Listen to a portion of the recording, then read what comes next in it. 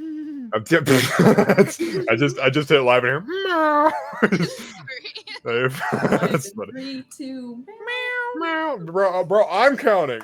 Anyway, so welcome in everybody. I am very happy to be back in streaming. I actually, I'm just glad to be back. Honestly, I don't want to get into it right now, but holy fuck, I had a weekend. Anyway, welcome to Soldiers of Fortune, Pathfinder 2nd Edition, actual play. We didn't miss a week or anything like that. I don't think. I think If you guys, do you guys want to do your? Make sure you give yourself your hero point for the session. Woo. Yeah, baby, I'm gonna give you a hero point for showing up. Yeah, baby, that's what we were waiting for.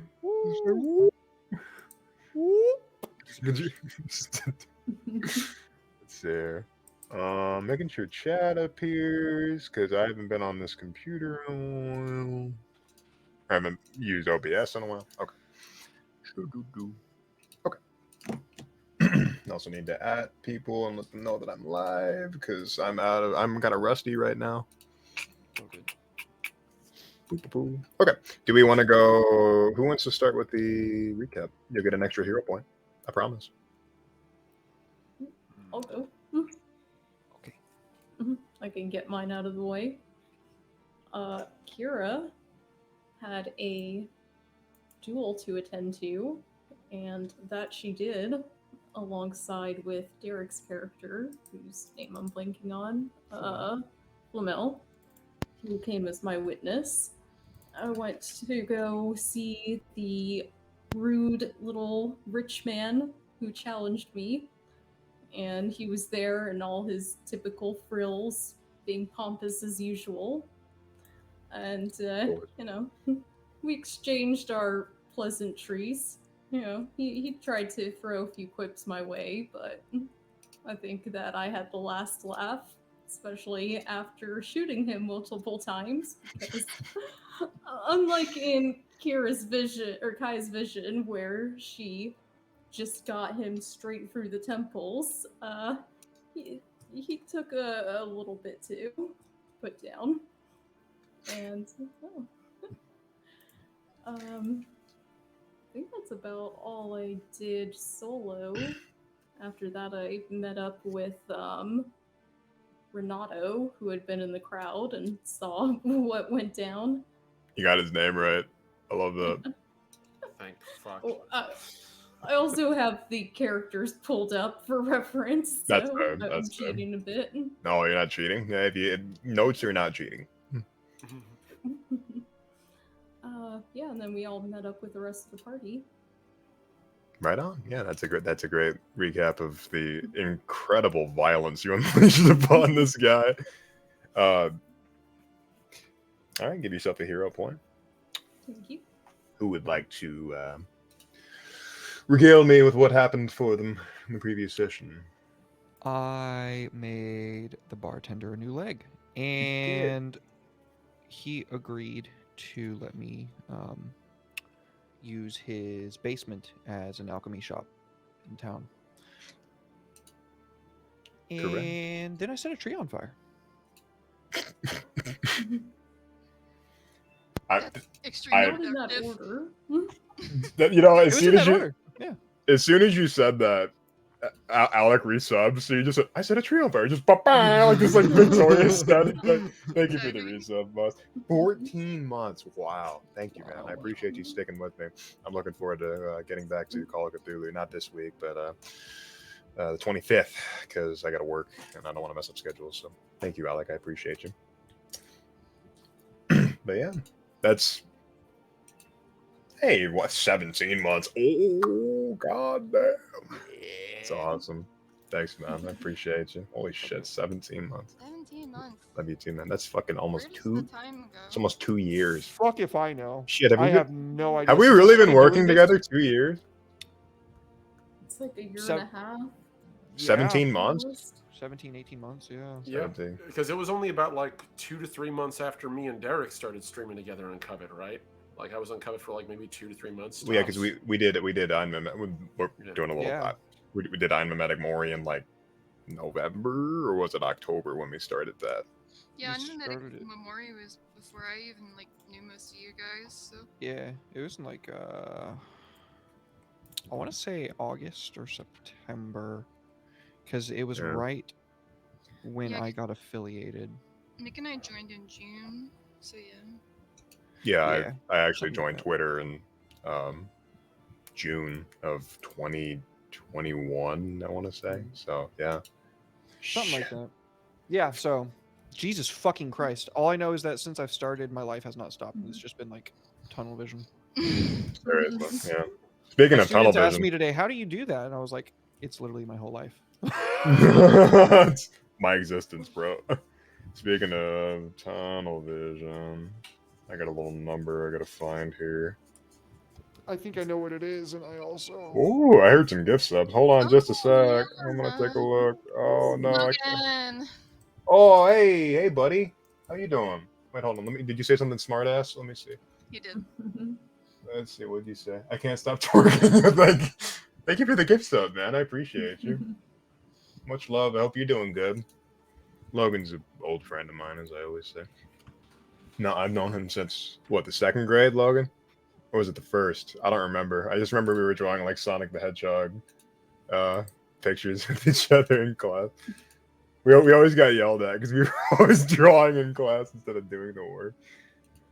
Thanks for the sub, man. Did you? Oh yeah.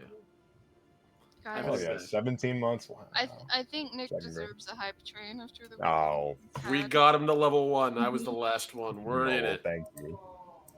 Get If I- hype trains, bitch. Anyway. Thank you. Shouting into a muted mic. Let's go! Hell yeah. Oh yeah, just fucking screaming. Ah! Jeez, Logan said second grade. If I find that teacher, I'm going to chase her on all fours at night. Yeah, wait, that was Miss Miles, wasn't it? I can hardly remember. Fuck, that's been so long. Thank you for the bits, honey. Yeah. Thank you for all the subs, everybody. I appreciate you. Hell yeah. It's nice Welcome to be back. back and fucking just doing shit again. God damn. Anyway, okay, hold on.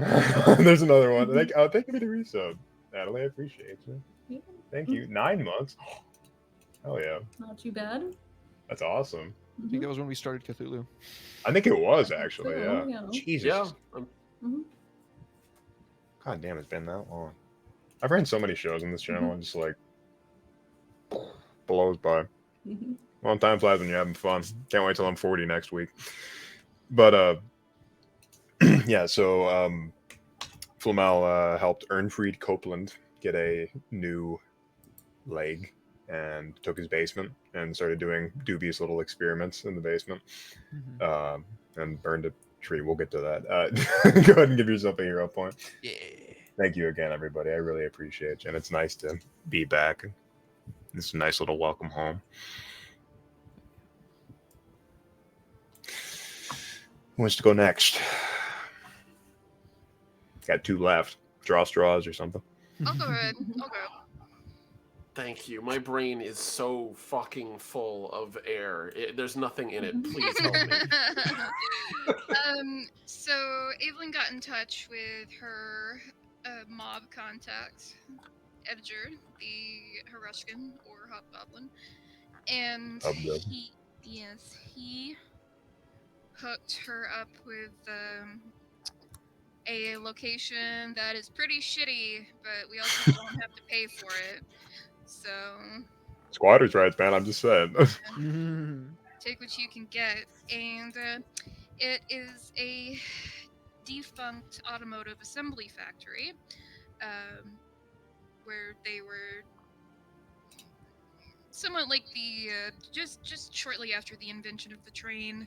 It is not accessible countrywide. It's very exclusive, and at this place we found out they were doing secret research on trains that run off the tracks. Exciting stuff. Yeah. Trains that make the tracks. That are the tracks. Yeah, trains that are the track. I'm gonna make it into a steam tank. And it was actually Oh, yeah. run by this group of engineers called the Vanguard Project, which was secret research for the Gentrov government. And as icky and stinky as this warehouse was, there was somebody squatting here before us. Omni, if you would like to. So, thank you, by the way. You saved my life because my brain was like, oh, there we go. That's what it was. This whole time I was like, I remember the first half of this session, and that's not what I wanted to talk about. But the second part, I'm like, God damn it, I can only keep thinking of punching out Cthulhu Dog, and that's not this episode. So, when we got there, we realized after a couple of odd signs that this place was very clearly haunted. Whoever this old scientist was, he had apparently grown quite protective of the place, because when we observed it, as I recall, Flemmel's first reaction was, what if I take fire and throw it on the spirit tree? To which the immediate response was, and that's when the fight started. No, that's not how that happened. Yeah, he's actually wasn't. right. No, I know, it wasn't. It was actually, it started earlier than that. As I recall, we encountered the thing. Our first reaction was, ghost, punch it! And then a fight started. And then Flamel threw a fire on it. I got feared, so I threw fire at the closest thing next to me, which is how I was justifying not metagaming. Indeed. And on top of that, because I just had a hunch that it had something to do with the tree. And it actually somewhat worked. We found out that the ghost wasn't particularly hostile, just very protective of this territory and his project, and also was suffering from the afterlife equivalency of, honestly, like Alzheimer's. He seems like he's only Ghost partially Alzheimer's? there. I mean, he doesn't have a break. Can I make that joke? Yeah, Anyway. he's very much yeah. like he has a great deal of lost memory. He seems to be only occasionally fully there's a word for it. Oh, thanks, Kaiser. Not sapient, but like Sentient? Cognizant? cognizant. That's the word. It's almost like he's in a dreamlike state. But he agreed to let us crash there if we work on his steam tank, our steam train, his locomotive. And yes, that was motive. Yeah, his trackless locomotive. And that's how the fight resolved. We had about 2 to 3 rounds of everybody start fighting, and then Flamel threw fire on the tree, and it very quickly became an, oh god, put it out. And then the ghost was like, okay, so they're not truly evil, they're just here to squat in my house, which I guess he's also squatting there too, so hooray, now, you know. We all get squatters' rights. I do have some information that the ghost gave us that I'd like to add. Real quick before you do. Thank you, Kaiser, for the Prime sub. I appreciate you. Good to see you, buddy. Oh, yeah. Much love, boss. Hope you're doing good. Go ahead. Sorry.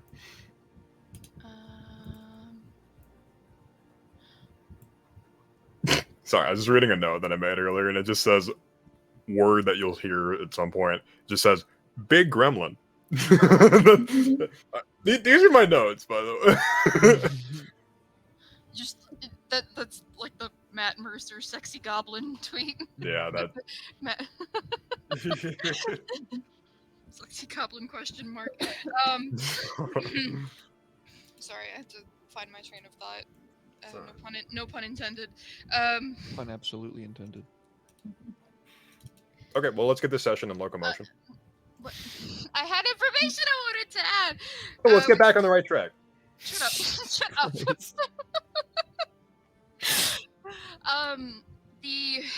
We found out from the ghost.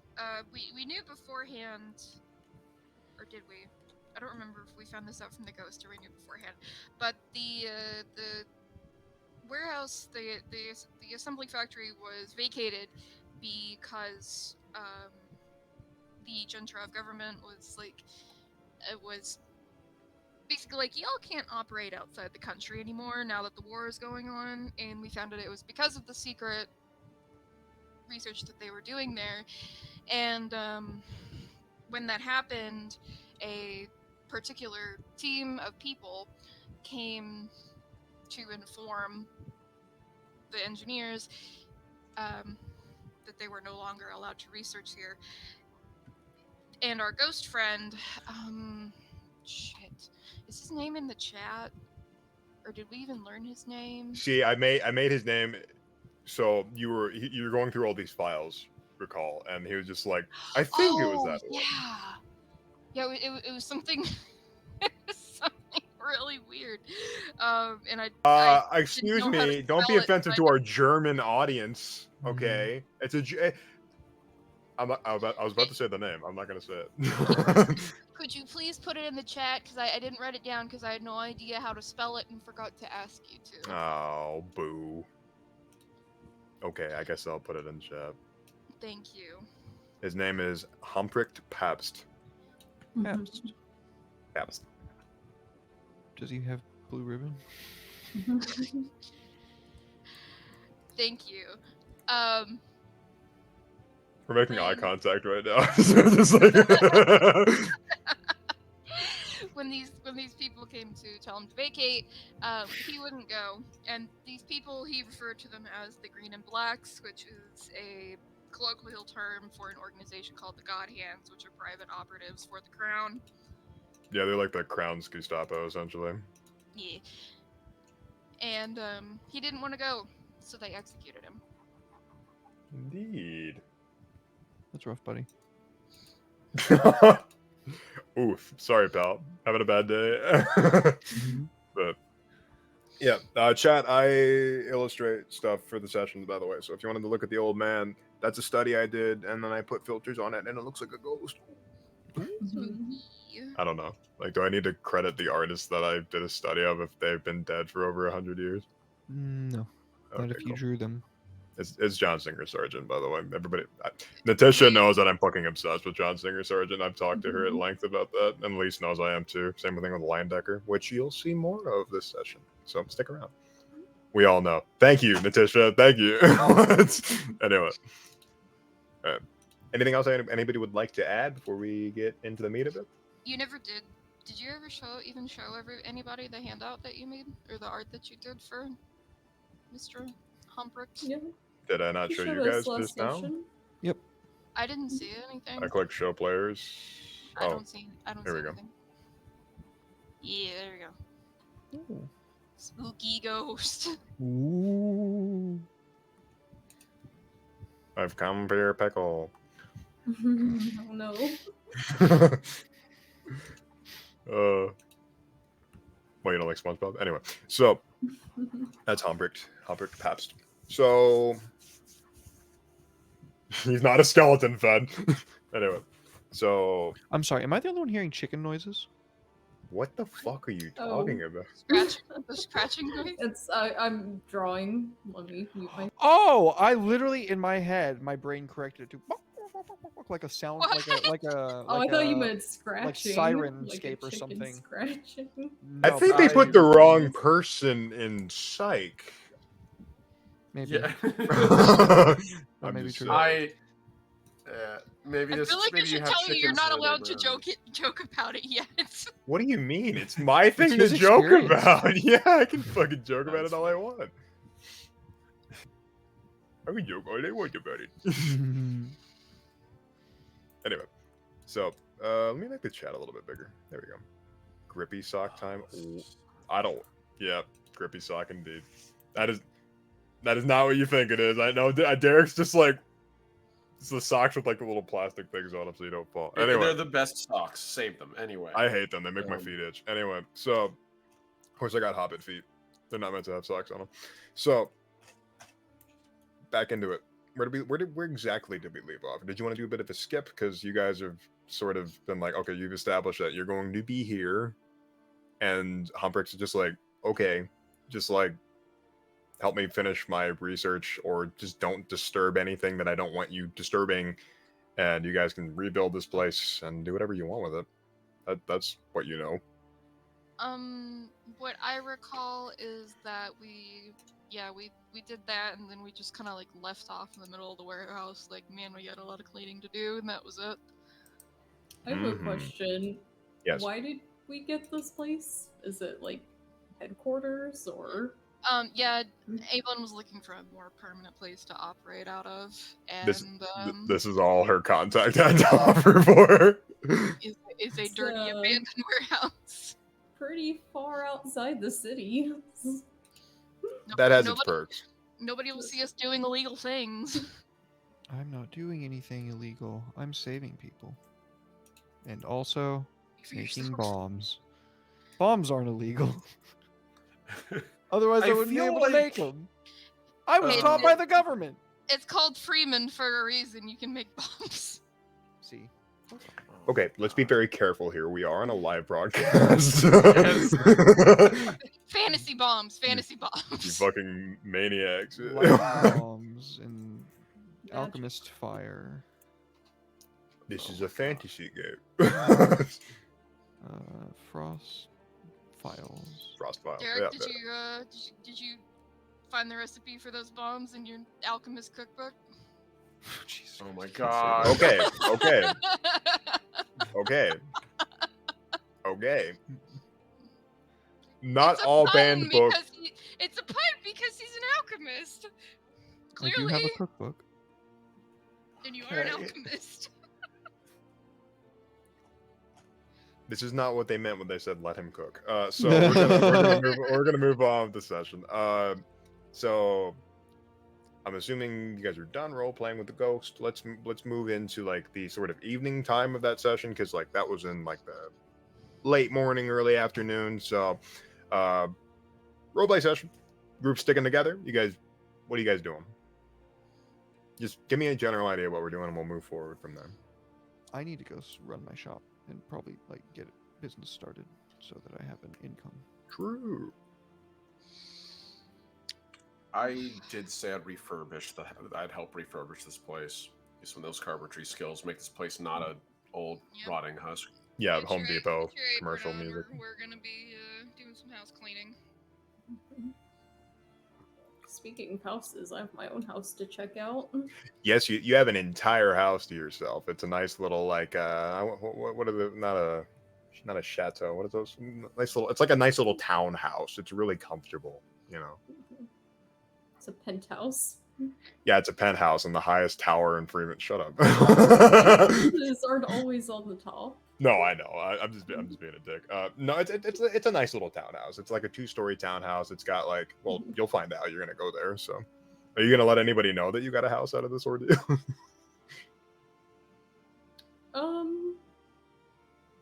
I think I want to see it first. Oh, Before you want us to know if you haven't. try it before you tell everybody else about it. That's a classic. Okay, yeah, I like it. I mean, let me just take a quick peep, see what I'm working with. I'm not saying I'm not telling them, but You okay? You want to go there so you can put saran wrap on all the furniture. I understand. Yeah. I mean, I have mean, you seen Ronaldo? He's crazy. Manage expectations, right?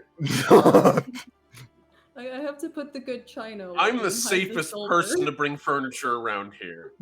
You'll fix it when your massive frame sits down on it. Oh. Okay. I'm like the inverse Santa Claus. I show up, I destroy something, and then I bring a replacement. You sound like the government. Anyway, do you guys want to make an initiative roll to see who goes? Well, let's just roll flat d20s to see who goes first in the role play. Unless you guys are sticking together, in which case we'll figure that out after we roll. I think we're splitting up. Yeah, it sounds like a split up session. Got a 12 and a 10. Beat my 12 nerds. You rolled it in private, Derek. How? Oh, No, I see it. It's all good. What I did you didn't need roll? to. A 4. 4. Oh no. Wah,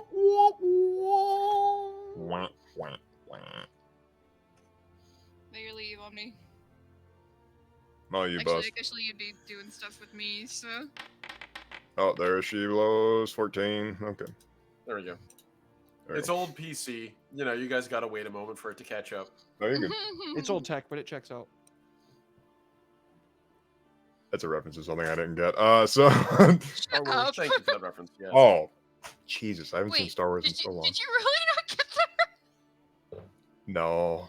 For shame. Yeah, I We Leave me cut alone. him slack. leave me alone. Like, they put me in the grippy socks and everything. He's Babby. We grew up with it. I fucking watched Star Wars religiously. He's I just never forgot seen a about Star that War one. once in his whole life. I've never seen a War of Star I've in my seen- I've my seen whole Star life. My Wars. whole life. Not in my You know, whole as damn many darn movies existence. as you haven't seen, if I didn't know you better, I wouldn't be surprised if you hadn't seen Star Wars. We literally watched all of them together. Leave me I know, alone. I know. You just like refuse to watch television like you're 80 years old. Anyway. Anyway. Hey folks, this is my first stream back from being in Psych Ward, and my players are assaulting me verbally. I'm being very sweet. Okay. Uh-huh. For the record, let the record show. I'm being very sweet. Stenographer, strike that from the second. record. I've not done anything bad. I've been good this session so far. That's fair. That's fair. I have never done anything wrong in my life. I know this. And I I'm- shouldn't Ben said, have it's an been older thanking reference, but him. it checks out. Thank you, Fed. Appreciate it. Okay, anyway. Omni, you rolled the highest. What are you doing? With a 14, god damn, guys. I mean, Yeah, what's next to the 12? I get it That's from my fair. best. What do you Actually, no, I'm kind of tempted to go So- lowest to highest this time. Like, kind of like. Okay. Also I because always have to go last. What do you mean? Derek's always going last. That is true. Yeah, I've gone last every time. Derek A has couple of gone last times that every has meant that single I time. have not gone because I have to go to bed. Technically, I'm going last if that's the case. I'm good with Okay, either one. let me buddy. have You're- Derek No, go wait, first. no, I have been going last, and then you were like, I'm gonna go to bed, and I ended up going last anyway. That's because I wasn't Okay, there to be so last. here's the cool thing. If we don't go right now, Derek's going to have to go to bed anyway, and we're going to have to skip his shit anyway. So let's just do Derek's right now. Great. Okay, that's my executive decision as a GM. Derek, what are you doing? I am going to run my shop, set up my shop, get business rolling, and become self-sufficient, I guess. Cool, okay. Move on to Omni. No, I'm kidding. Cool, I make a roll. I got a 2. Okay, I'll try again next week. That's all you get for the whole session. Go to bed.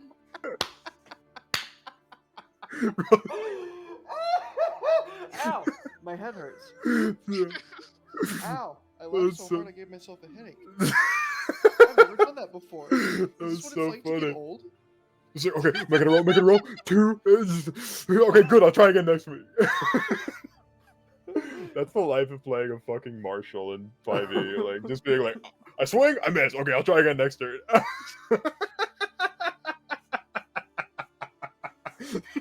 Derek's trying not to spit out his drink. I win. Yeah. Red God, that's spit cold. Shit. take. Red spit take. That was a hydration check. What? Thank you, Catman. It's good to see you, man. That was great timing on the hydration check. Derek just spit up like a newborn all over himself. Water for the Oh, that was funny. Oh man. Okay. Yes, Look- because Nick obviously meant breast milk. What? He just spit up like a newborn. Oh no, just like like when newborns go, they go what, and then like get it all over themselves, like that. Never mind. Whatever. I know where your mind's at. All right, so let's pull up the old Pathfinder book. Not that one. One of the other like 700 in existence. Mhm. Okay, earning. Okay. Would there be something different for like establishing a business other than just like earning income? Would that just be like part of it? So that's the interesting thing about this. I'm trying to find a downtime action that might like actually fit this. Collect taxes. That's something you're not doing. Let's see. Earn income. Establish work site. All. Did we find something? You hire a crew of workers. Oh wait, no, that's okay. This is like king Running a making shit. business, maybe? Running a business. That sounds good. I'm just gonna be in Google looking for it. Yeah, I'm gonna try to find it. Running a Archives of Nethys. Oh, let's go. Archives of Nethys. You rule, never change. What's it Running a business, Pathfinder Unchained, page 78. Running a business uses the profession skill. And as such, most heroes don't maintain an active operation. That makes sense. Those who do often turn over most day-to-day to subordinates, so they themselves can continue adventuring. You can employ and supervise trained apprentices and assistants to help you manage the business affairs. Okay, so I think this is helping me get a framework for what I need to do. I need to find somebody to actually run the day-to-day. I can do the cooking. I can cook in large batches. I have the space to do it. I need somebody to run the day-to-day operations, maybe an apprentice to do small batch shit, simple stuff. And that's probably going to be where I'm going to have to start. Cool. Finding a suitable apprentice. That's interesting because business person.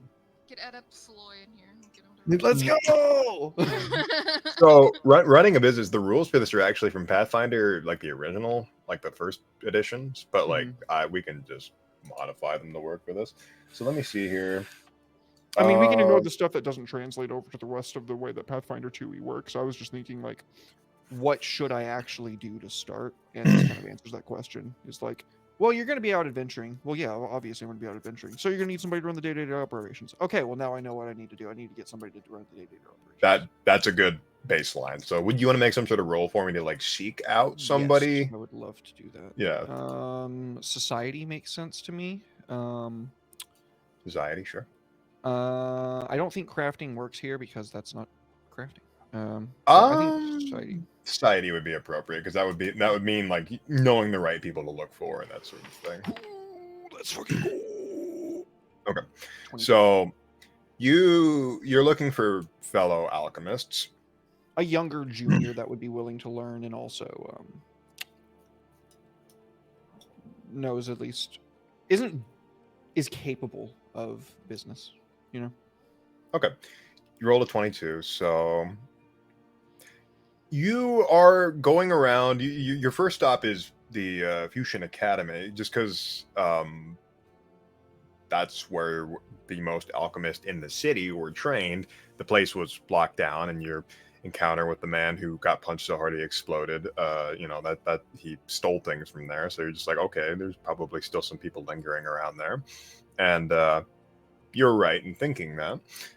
There is a younger looking man. He's particularly younger looking to the extent that he looks like an infant in height. As you get closer, you realize that he has like full sideburns, and you realize like, what's that? It says that Hasbulla? Hasbulla? No, it's not Hasbulla, but that'd be hype. It was Hasbulla. So no, I don't think anybody other than you and me got that reference. Sorry, I made that reference for you anyway. Not at all. Nope. I love that guy. Let's see here. I hope nothing bad ever happens to him. Let's see here. Oh, and you see him sort of talking to a lot of other folks that are a lot taller than him. He's got like a regular sweater. He's dressed pretty smart.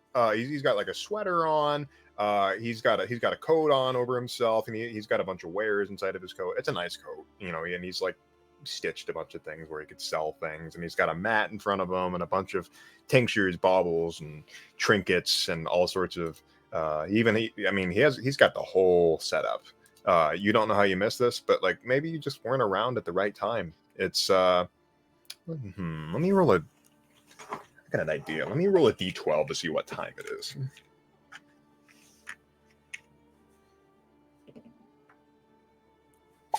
It is 6 in the evening, so people are heading home from work and stuff like that, and that's an opportune time to set up. People stopping by for a tincture on the way home, maybe for a headache, maybe for, so kids sick at home, that sort of thing. And he's got a really big wide brim hat, blocks out the sunlight. It is 6, so there's not much getting through, but really long pipe, and he's just talking to a few people that are in a line waiting for him, and they're very thankful. And you don't know if this guy's peddling wares or if he makes them, but regardless, I'm gonna make my way like casually up to him using my cane, as I am wont to do. Just kind of striding up, and then taking a look over at what he has before finding maybe some interesting. Does he have any? He probably doesn't. He probably only has like curatives and stuff, right? No, he has an interesting selection. You want to make a check for me? Sure. Would crafting suffice since this is just knowledge of alchemy? Yeah, that's your wheelhouse. So. Ooh, that's only 13. I want to re-roll that. Sure. You want to use one of your hero points? You got 2. I have 3 total. Nice. Now I have 2. Okay, let's go. 27. This guy's got some good stuff. Like, the quality of which is like questionable, but this guy's definitely promising. If anything, you could tell that he was a student of the craft, and you realize that looking at him, you see he has like some sort of college insignia on his jacket, like it was sort of like a thing that you wore around to let everybody know that, yeah, I'm the king shit, like I'm in Fusion Academy. And this guy's got all sorts of healing tinctures, just like placebo type things, and you can tell that like if somebody's coming up like, oh, I'm feeling a bit shaky in the hand, he's like, oh, just try this, like he gives them a placebo, does it purposely and stuff like that. But they're like, oh, they swear on it, they say it works, anything that he gives them, it works every time. He's got good stuff, and he's also got plenty of stuff that's good for snake oil. Gotcha. So yeah, so I pick up one of the ones that I know is just like hot garbage. And I say like, my sister mentioned this oil. She said that if I put 2 drops of it on my forehead before I go to sleep, it'll ward off any bad dreams. Is that true? Oh, no, man. You'd be looking at the wrong one if that's the one you think it is. It's this one right over yonder. I like look at it, kind of put it up to the light. Doesn't look special. Looks like water. And is that olive oil? Olive oil. You think to be able to get stuff from that far south? You'd be right, but I've had olive oil once before. Oh, didn't much care for it. Oh, it's a curative. It's good for you. Good for the liver. Made me lose my dinner far quicker than anticipated. Oh, that's because you ain't used to the taste yet. Now, what can I do you for, alchemist? Alchemist? You've got that air about you. Well, truth be told, I'm in the market for a business assistant. Someone savvy who knows a thing or two about alchemy. Knows a thing or two more about running a shop. Oh, so you're making a proposition here to, say, go into business? Because street peddling ain't exactly the thing I'd be wanting to do with me life. You're quick, aren't you? A wee bit. Sisters be praised and all that. You're going to need to be very quick if you're going to help me. You needn't say it twice. Whatever of this that doesn't work, donate it to a tavern for the culinary arts? I don't know. But we're not selling anything that doesn't work. None of that hogwash. Well then, Mr. Alchemist, got to say, I'm not a gastronomist, but I know how the stomach works, and I know how to make people happy, obviously. So I think that if you introduce yourself to me, Mr. Flamel de Lama. Ah, you're one of those athletic types. Indeed. There's more and more of them around here these days. Sounds like something's going down in the home country. That's all I can figure. More and more of us seem to be fleeing. Can't imagine why. Oh, just some people just don't like the old-fashioned values. They say you put a chain around a dog's neck, the more it's going to want to get away if you tighten it. Trying desperately not to make a Family Guy joke. Fucking, that's that guy just like the vein popping out of his head, just like he's like sitting in a classroom. I love that shit. Well,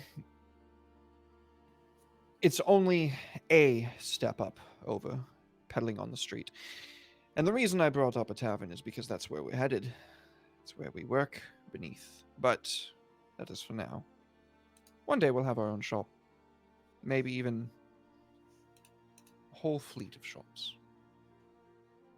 Oh, ambitious. Mother always told me, don't count your... There's chickens in the setting, right? Yeah, there are chickens. It's low fantasy. Don't count your chickens before they hatch. But you can only ask in D&D and Pathfinder.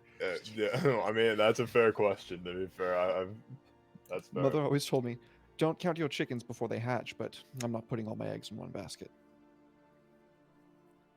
Boy, you know where that saying comes from, man? No. Oh, you'd be mistaken if you didn't think it came from my home country, Tirgunry. Really? Oh, indeed. A lot of the sayings that you people use these days and that in this what's that, the British language, you know, a lot of it comes from my people. We're very sarcastic. I think I'm getting that. Oh, aye. Well, let's be on our way then. Sure then. Maybe take half your pay so I can keep up with you. I just gesture to the cane.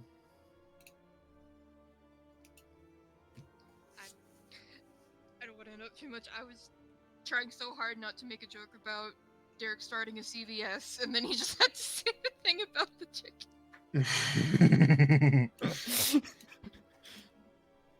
Is this a CVS? Oh, let's see here. So, what's really funny is he's like walking along with you like nothing happened, and he just kind of like, okay, pack up shop. He just like rolls all this stuff up and like tosses it over his shoulder, and he starts following you. People are like, "Where are you going?" He's like, "I'm gonna go legitimate."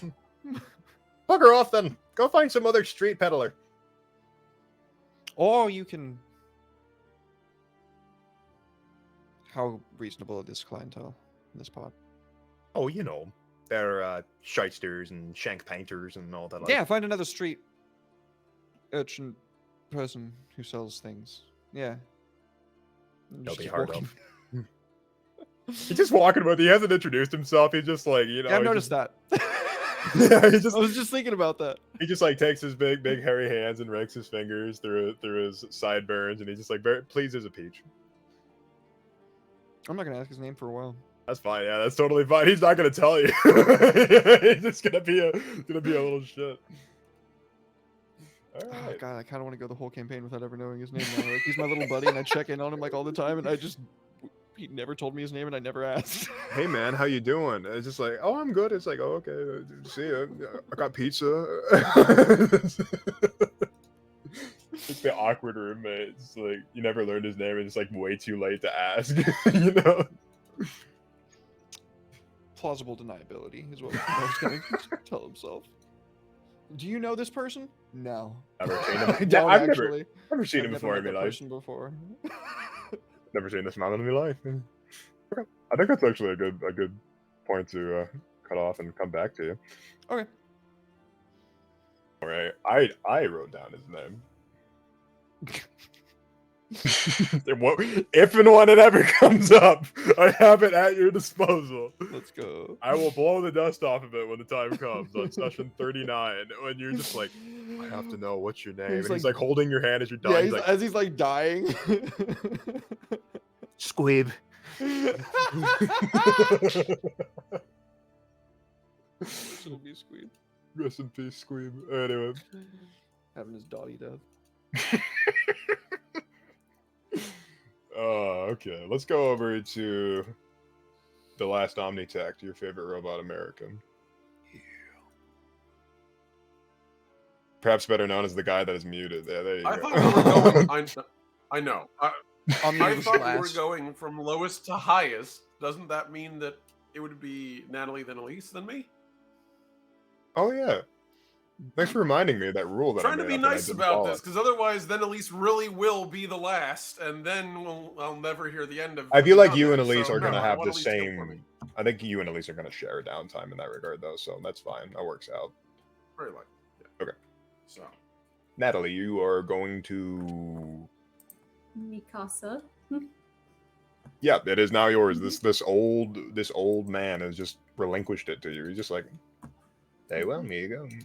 Have fun. Well, let's go check out my new home. Right on. Okay, so let me do.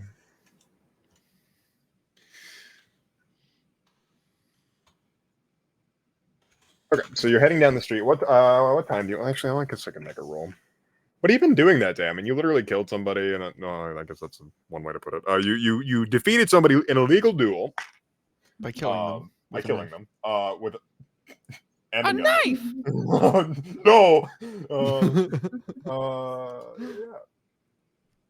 I don't know. I've had quite the day. Like you said, I killed someone legally in a duel.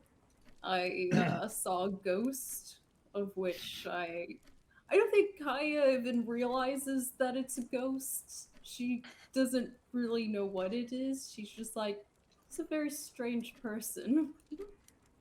I think there's something wrong with them. They're not doing very well.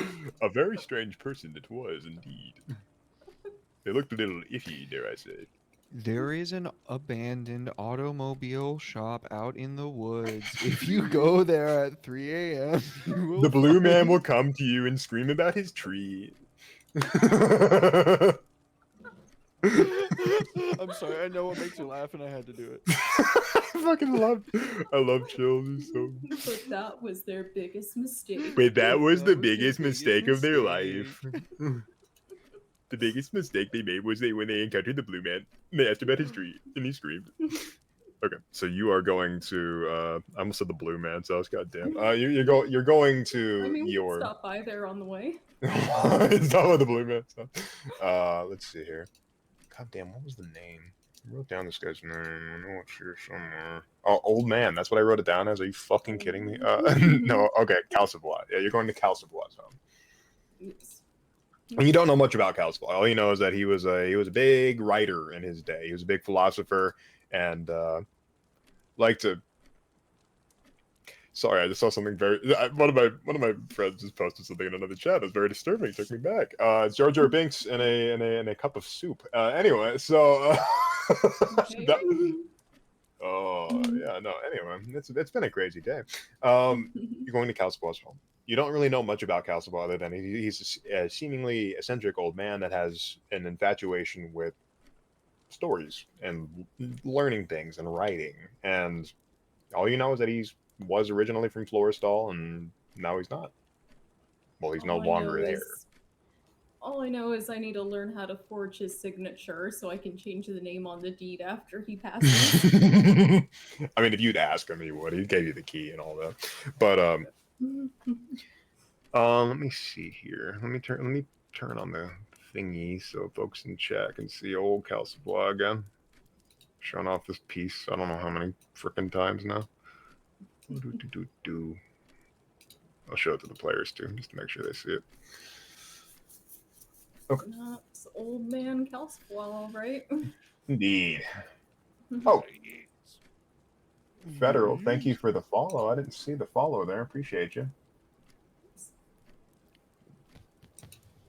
Right on. Okay. So, yeah, he gave you a key, and let me roll to see what time it is. It's late. I'd say that is it a fair assumption to say that Kaya did a little bit of celebrating at the tea house and just like, yeah, I fucked that guy up, and you like took his seat.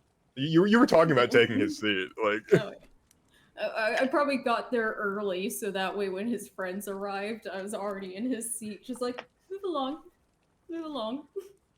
They would all like tighten their chins and like lift their noses and just like, and they would actually leave the establishment and go elsewhere.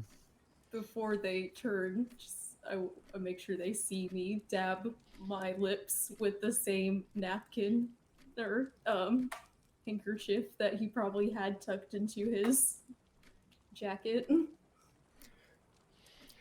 See, Natalie, you don't know enough about magic lore yet, but there's a character called Marchesa. That is the vibes that Gaia gives me, like hardcore. Just like, I like high society. I like it so much, I think I'm gonna kill everybody until I'm considered high society. Yeah, that's kind of what I'm going for. So, Oh, I yeah, mean, perfect. I'm not familiar with that character, but Oh, you'd that love sounds her. in line Right up your alley. with Kai's plans. Derek and Omni don't love her. I played that deck against them many times. Anyway. So, it's 1 a.m. You've been busting it down at the tea house. You've been having a grand old time. People are actually like celebrating because you found out pretty quick that these people, despite being nobles and supposedly the earth shakers and the leaders of society, quote unquote, they were too sheepish to say that they didn't like the child. It wasn't a child, but he certainly acted like one. And you'd how off your senses did you get? Did you do like serious drinking? Did you keep your wits about you? Or I always keep my wits about me. okay, So I probably had a drink or two, but made it look like I drank a whole lot more than I did. oh sure. Do you want to make some sort of check for me to sort of like feign how you like how you interacted with this group of people?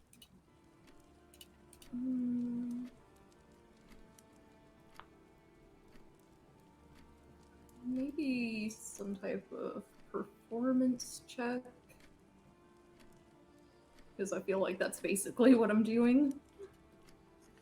Or deception. Deception either or. works. Yeah, whatever you think would be more. I mean, you're not technically lying. The highest one.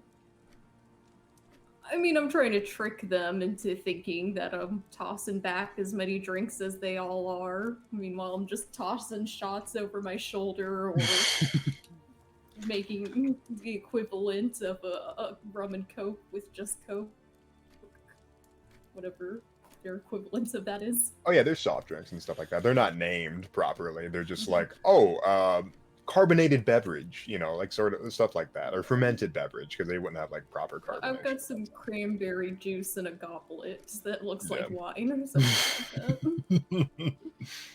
You're like the kid that wants to be cool around all the adults.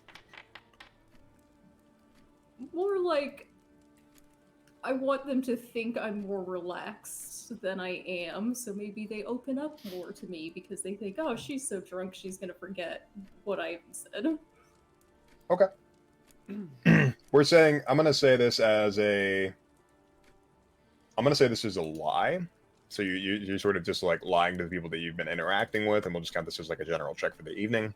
Yeah, people are utterly convinced that you are all about drinking and that you are pretty washed. But yeah, other than that, people are just kind of like celebrating you and saying like, oh, good job, like good, giving you a sort of like congratulations of just brutally murdering that guy on the street. Though there is some clear discomfort in these people as they like approach you because they realize that you are not of the dainty type. You are very much the kind of person that does not screech when you see a cockroach or a rat or something like that. You're very much the type to just, kill people if they offend you, and that of which they are not used to. Good. Good. Yay. So, as you probably slip out during the evening. They've sort of forgotten the reason for celebration, and they're just sort of like drinking and having merriment and doing their noble things, dancing and the like, and talking about things that they never did. So, you have your key. You know where you need to go. All you know is that the old man was not there that evening. He just disappeared. He's home, then that's fine. I mean, it's still technically his home. True. Okay. I'll try to make a little noise upon entering, jingle the keys, loudly turn the locks, so he knows it's someone with a set of keys coming in, not someone sneaking in, if he is there. Sure.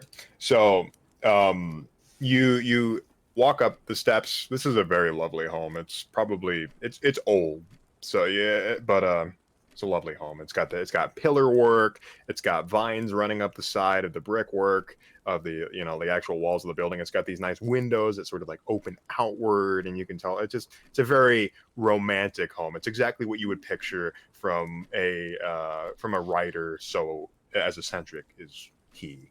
And inside there is a light on. It's very, very distant, so you can tell it's further on inside the home. And there is an iron wrought fence around the front of the property. You let yourself in with the key, and you walk up some steps, go to the front, open the door, and there's a little area. I don't remember what this is called. I'm not an expert on old homes. Not a foyer. It's like a little room. It's got like, what's it called? Vestibula. Vestibule? Yeah. Oh yeah, so like where it's finish describing it first. well, no, I think he's right. It's like a coat rack area, and it's got like a chest of drawers. Yeah, and just like a whole area where you kick up your boots, stuff like that. It's very and you can see his old, scraggly olive greenish brown coat just kind of hung up. I hang my coat up next to his. Again, I don't want him to like wake up in the middle of the night or in the morning thinking maybe he forgot that he gave me a key to the house. Doesn't realize I'm here. Okay. So do you continue beyond the threshold? Excuse me. Well, probably slowly taking a look around, thinking to myself, I could get used to this old guy's giving me things for free, basically. So there's an interesting thing about this home. It is cozy to the point it's almost claustrophobic. If you've ever been in an old antique collector's home, there are paintings all over the walls. As so tasteful, they're far enough from the floor where it's like you're not bending down to look at them. They're all pretty much eye level with a person of his height. Kaya's out here about to like pursue the lifestyle of a gold digging widow. And there's no animal trophies. That's one thing that's just completely not around, which is a common thing that you're used to from being in high society. All these animal trophies, these giant, weird, strange elk creatures and bears and all sorts of monstrous behemoths. But there's none here. There's paintings and clocks. There is a ludicrous amount of clocks, and the ticking is. I'll let you decide how Kaya like if she enjoys or hates the ticking of clocks, but there is a perfectly synchronized ticking of clocks. Just you see so many of them. Finely carved wooden clocks, some like worse off ones that are in disrepair. They're just all over the walls of the foyer, and there's a staircase that leads up. There's clocks and paintings up the walls, and all sorts. And up the stairs leads in both two directions.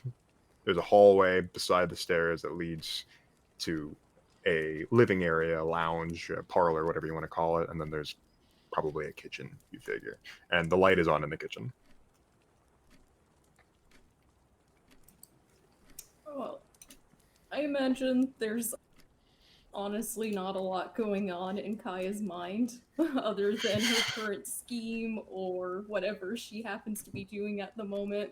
So the ticking's just kind of like a background noise to her, maybe just kind of like bobbing her head to the rhythm of the ticking, just like do. So I got a house now. I wonder if I could get a boat. Ambitious. I'll make my way to the kitchen. In the kitchen, you see the old man who is just standing over a. There's a nice stove, one of those like iron belly stoves that you feed wood into, and he's got a pot going, and you can smell the aromatics of what smells to be a fish fumet. So just like a very like, well, you know what a fumet is. Your character, I don't know if you know, but if I don't know what that is. Yeah, fish stock, sort it's of. Mhm. fancy fish stock. If I'm remembering correctly. Fish Yeah, water. it's like a soup. Yeah, so it's very aromatic. It's very pleasant. It reminds you of the oceans and the sea of Florestal. It's very lemony and like the you know, all these herbs are hitting your nose. It's very pleasant. And he turns and he already knew you were there. You're late. I've expected you to be here sooner. Apologies. Sure you heard about town, about my victory earlier today. I watched. He'd say as his long piano player like fingers lifted up the pot and took it over and started adding more things to it as he sat it down.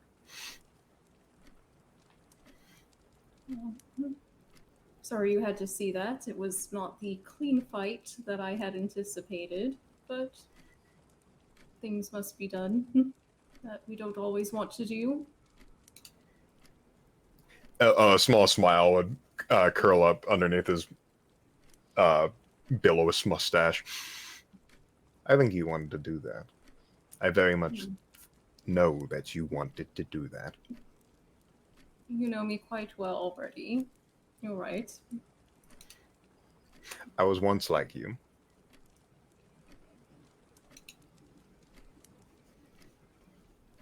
It's hard to imagine. I was a very dexterous and able-bodied man.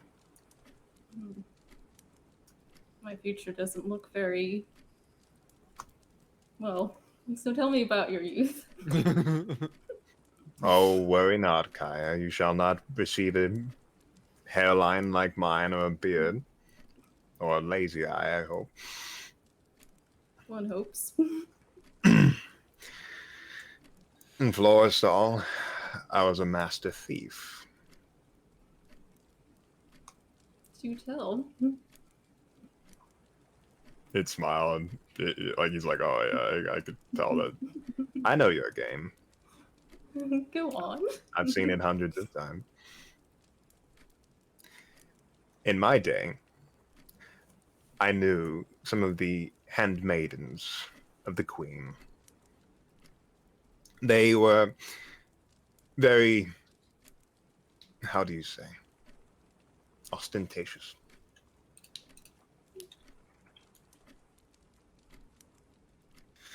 They were always trying to prove something. I think more to themselves than anybody else. I was but a simple poet.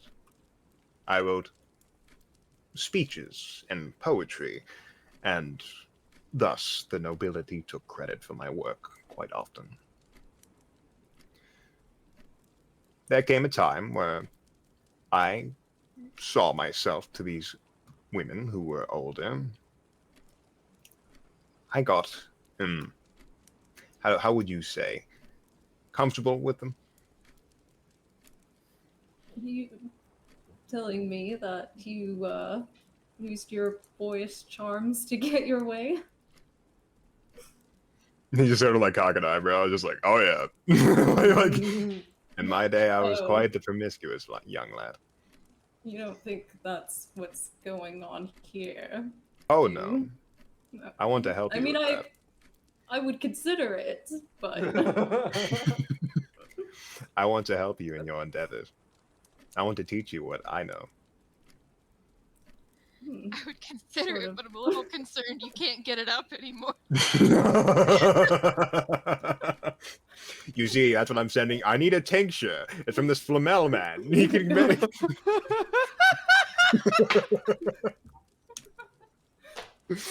Oh my god, that's hilarious.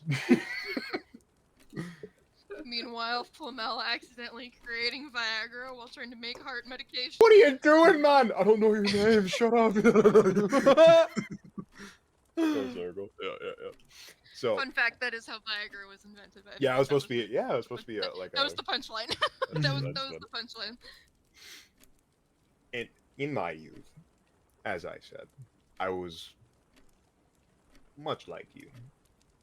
Perhaps not to the extent where you would want to be with an older gentleman. That is not what I am didn't say propositioning. want. Did not say want. I Desire to said would be with them consider. for another reason. Well, that's fair. We all sell ourselves in one way or another. He gestures around to the home that he's in, like, like I wrote a lot of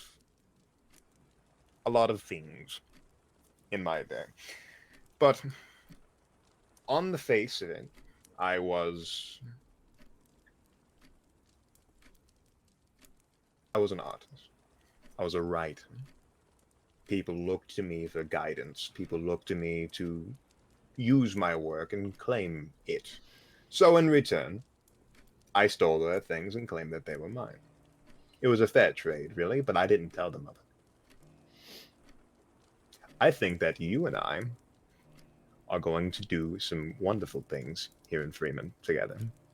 But I fear that you know nothing of the political climate. Am I correct? Politics has never been my forte. He'd nod, and he'd sort of like crack his neck and stand up to his full height, and he's just cutting out the old man straight at this point. Well, there are some people I want killed. Cutting to the chase, of course. There are some people that need to be removed from the city, and I believe that in the end of things, you and I will be running Freemund. It will be a long and arduous endeavor, but it will pay dividends.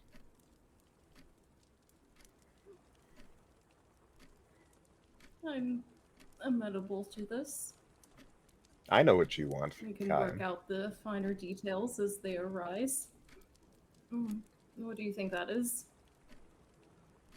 Notoriety, power, fame, all the typical things that one would lust after.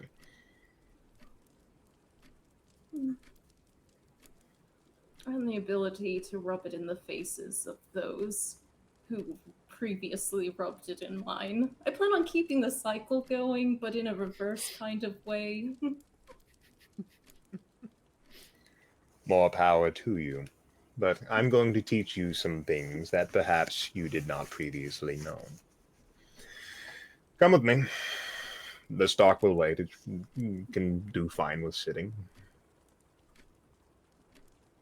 He just like clasps up his hands. He was definitely not as old as he was playing up to be, and he'd start walking around, and he'd head out and to where the stairs were. There was like this smaller door, and it opened to a basement. And he would head down first. Following a strange old man into a dark basement. I have my knives, I'll be fine. It was nearly pitch black down there, and you'd see him sort of just like disappear into the inky drink, and you just hear this. I have something to see. What is it?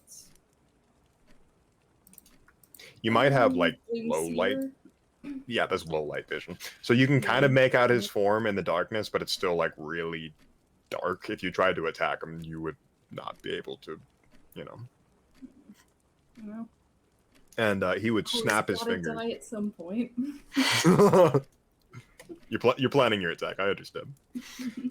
So he'd snap his fingers, and this wisp of flame would follow his hand, and there would be this ignition of iron sconces in the wall, and you'd see this massive room. It was just like this drawing room of there was maps, there was sketches of political figures, there's all these files all over the place. There's an entire like this place is conspiracy theorist, but like super organized and super plotted out. Like this guy is a spy master. I look around to see if there's a wall with a bunch of drawings and renderings of me with pieces of thread all connecting each other, or my eyes scratched out or something. No, but there is a there is a portrait of you, and it depicts you as probably not in a light that you'd like to be depicted. It's sort of like in a smug light, like your chin lifted up, like. But I mean, posed for that. What a terrible angle. I'm an artist. I figured I like to capture emotion through my work.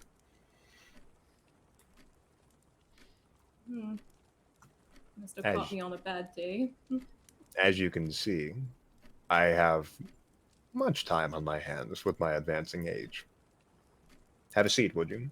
He'd say as he gestured, and like this, there'd be a chair that was just this nice big wooden chair with like upholstered arms and stuff like that, just like a fit for a commander of a military. Just like, oh yeah, that's where you belong. That's where you want to sit. Well, take a seat. He would lean over the table and like rest his hands on it.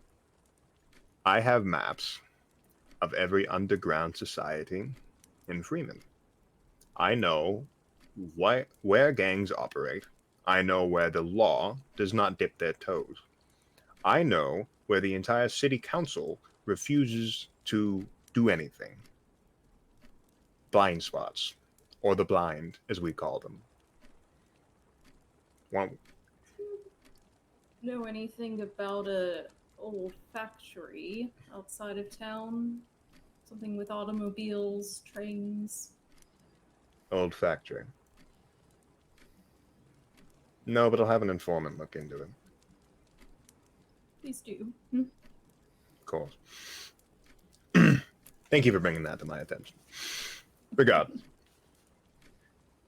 I have much to teach you, but we will start at the lowest rung of the ladder. There are people we need gone so that we may raise ourselves up.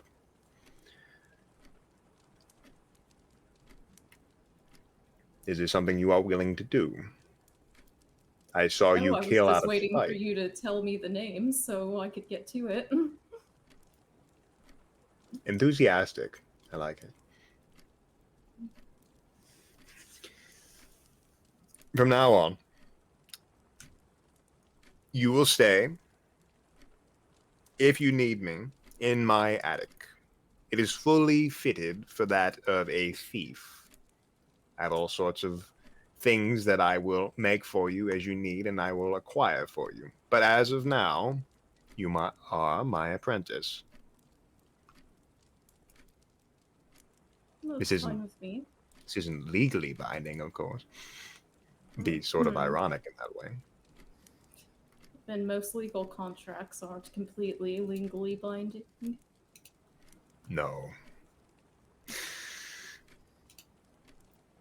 There's a Salish man, a dwarf. He lives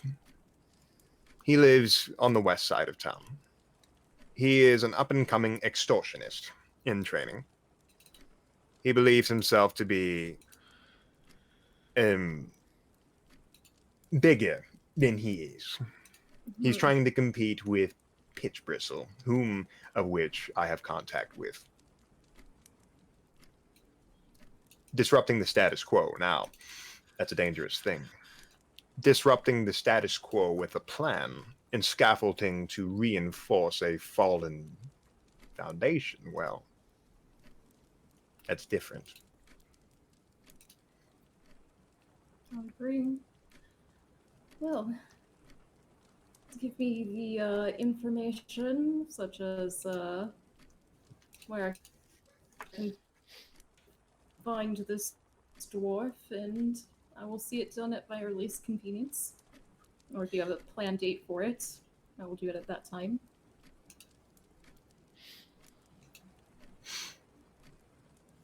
There will be a time when it is opportune. Do you believe it to be a one-person job?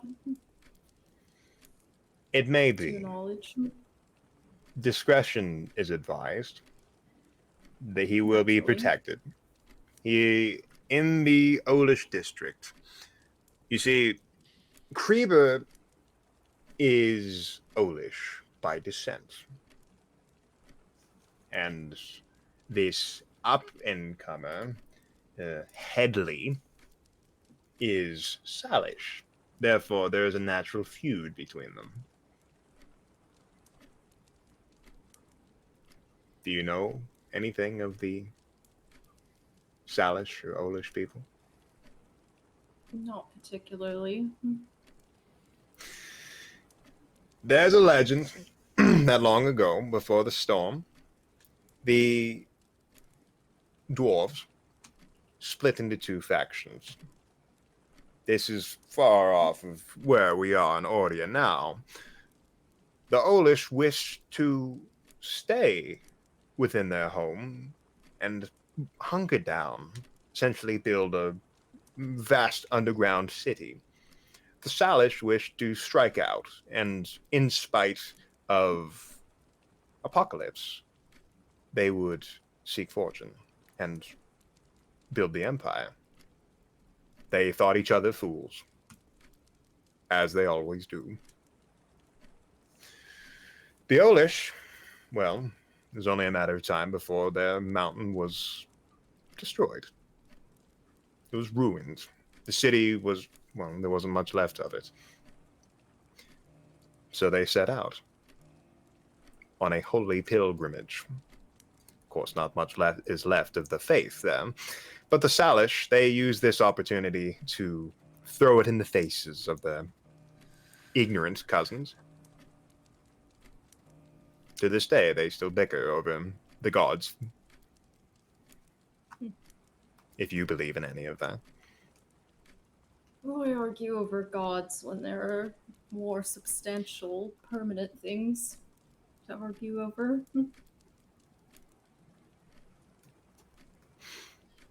Indeed. We are in the here and now. We need not worry about the divine. That is for fate to decide. Kaya probably secretly, internally thinks that she's going to live forever anyway. I'll find a way, goddammit. Once I'm rich and powerful enough, then someone, I'll be able to throw enough money at Flamel for him to figure it out.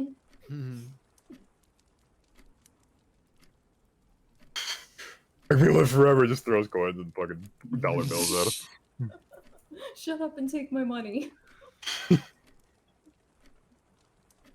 Hedley Grashland needs to be eliminated. He is going to be at some sort of drinking establishment on the west side. When I get more information, I will let you know. It will be a week hence. There is an event. He's going to celebrate his purchase of several warehouses of Krievis. Oh, he'll celebrate, all right. Celebrate himself right into the grave. Excellent. Oh. I have plotting to do. There is fish soup upstairs if you wish to serve yourself, and your bed is ready for you. Thank you. Kaya will go upstairs and absolutely not touch the fish soup because that does not sound appealing. It smells really good. Oh, I don't know. I guess she'll pour a little, take a few bites, just like, all right. He's a good cook. I mean, he's an old man with nothing but time on his hands, so...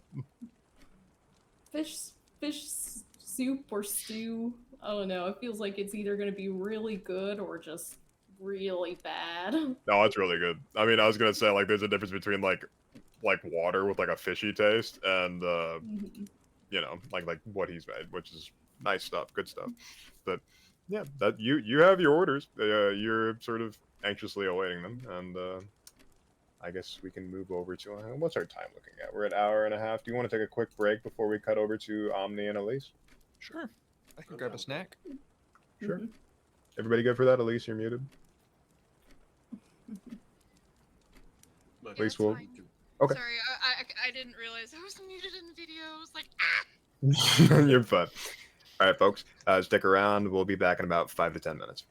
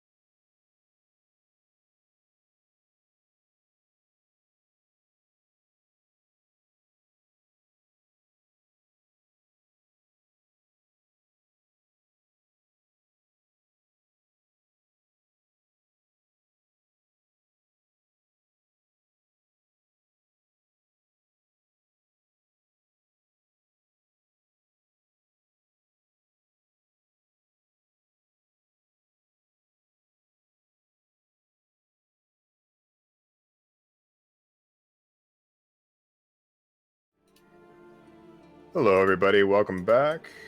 Morgan says, I just want to be a weird frog on a log. I agree. Same. I couldn't agree more. That's honestly my whole vibe. On a spiritual level. Yeah, frogs are pretty chill. Okay. It should be all. I agree. So, we're over to... I haven't been told otherwise. Are Evelyn and Renato sharing a downtime? What do you guys want to do there? Miniature downtime. You're not really like, you know. That's what Omni said he wanted to do, unless he's changed his mind.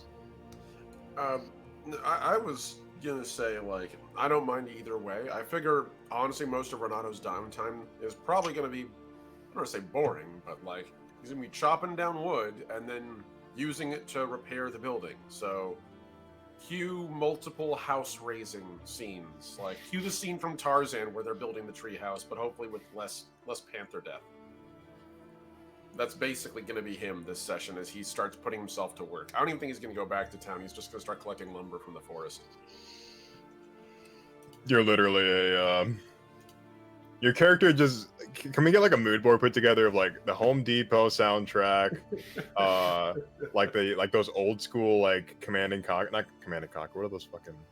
You know the ones you start with the. Go get the Bob's Builders theme. Yeah. Bob the Builder. Honestly, I'm pretty Handy sure at Manny. this point, Renato is basically just that Hank Hill meme where he's walking through Megalomart and the guy's like, "Can I help you? I know more than you." He just goes walking off. That's not Hank Hill. That's That's right. No, that's Nick Ron Offerman. Swanson. Yeah. Yeah, they I know both more than you. they both do They a have the- version of that. They have though. the same energy. They do. God damn it, Omni! Just take your downtime, man. Yeah, Renato is literally just angry Hank. I'm gonna kick your ass. That's I'm gonna kick your ass. And that's my whole personality. Heck of it. Yeah, no, but that is primarily what he would do. So we can build this around whatever Evelyn might be doing. Evelyn.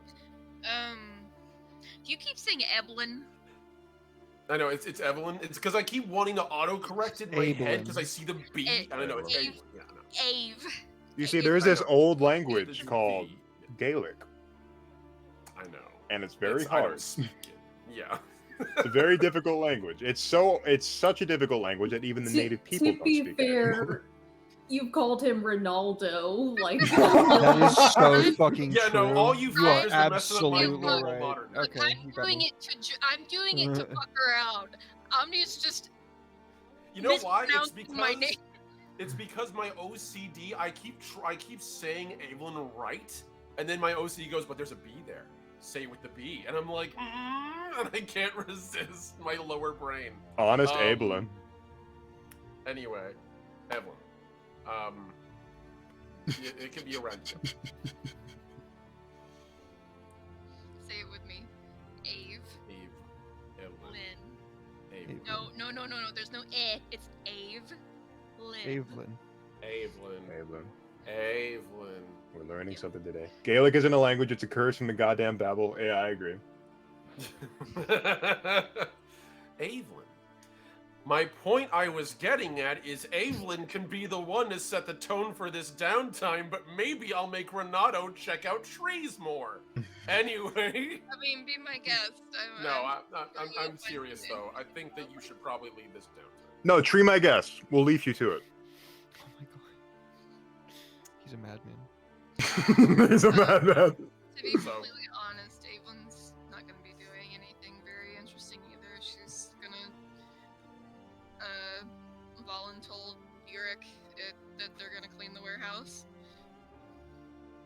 While she does what?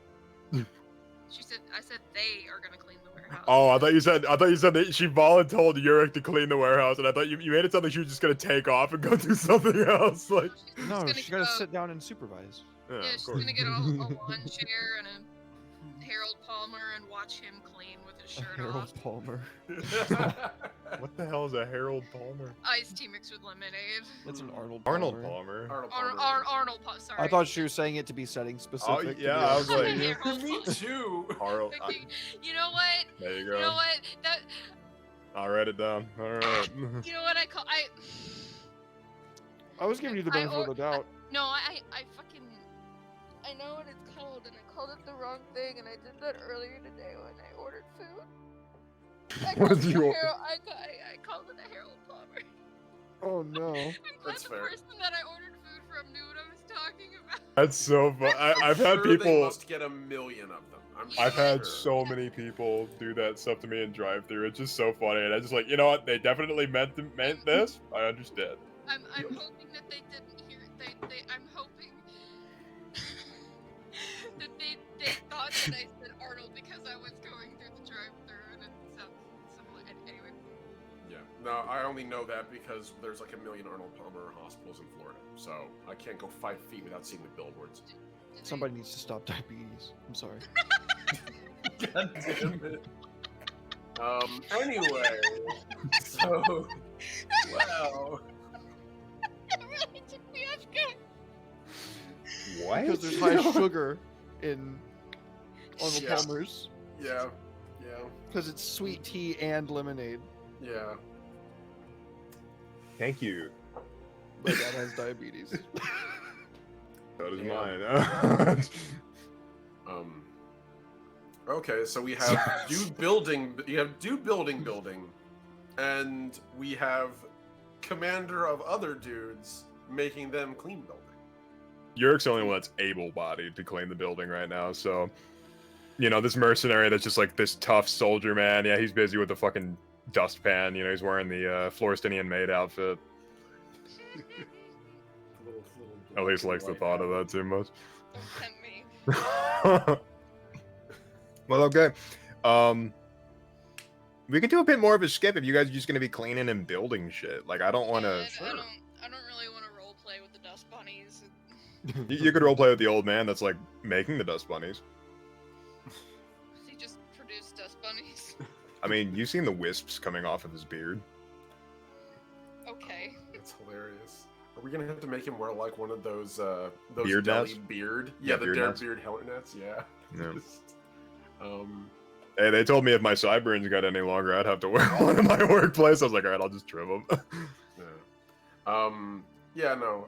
I'm down with a time skip if that's the case. Honestly, just imagine a lot of like this could just be a montage of just Renato and this dude building and cleaning. And It's then like the scene from SpongeBob where they're rebuilding SpongeBob's home, and Patrick's Yeah. just like hammering planks into the air like Fortnite or some shit, and he's just like, Actually, Evelyn Squidward in the chair.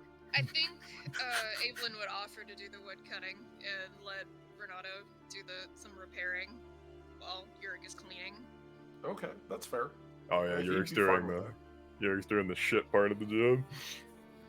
Somebody's gonna do it. I mean, Renato's not gonna really be having a good time because he gets to remove all the broken shit in this abandoned warehouse.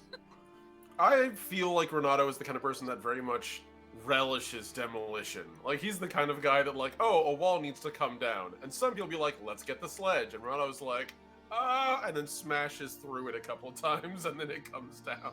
He's just So- a sober frat boy. Oh my god, he's just a frat boy. He's not sober, usually. Mhm. Is he currently sober?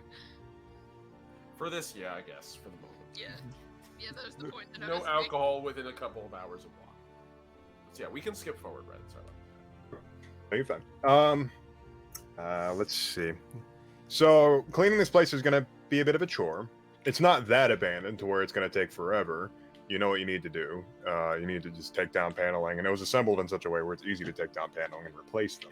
So let me roll a die, see how many days it's gonna take, and if you're gonna get you will get interrupted, by the way. Okay, so it's gonna take a total of a little over a week, so about 10 days. And in the process, are you guys sort of staying the night out there while you're working? Or are you heading back into town? It's kind of a haul back into town. But yeah, Renato's staying out there. He's not fucking hiking back to town to go pay someone to sleep in a fucking inn. I do have. Yeah, I don't think we've probably brought any camping equipment. Yeah, you'd probably have to go back into town anyway. Yeah, while I'm in town, something I want to do is I want to find out if there is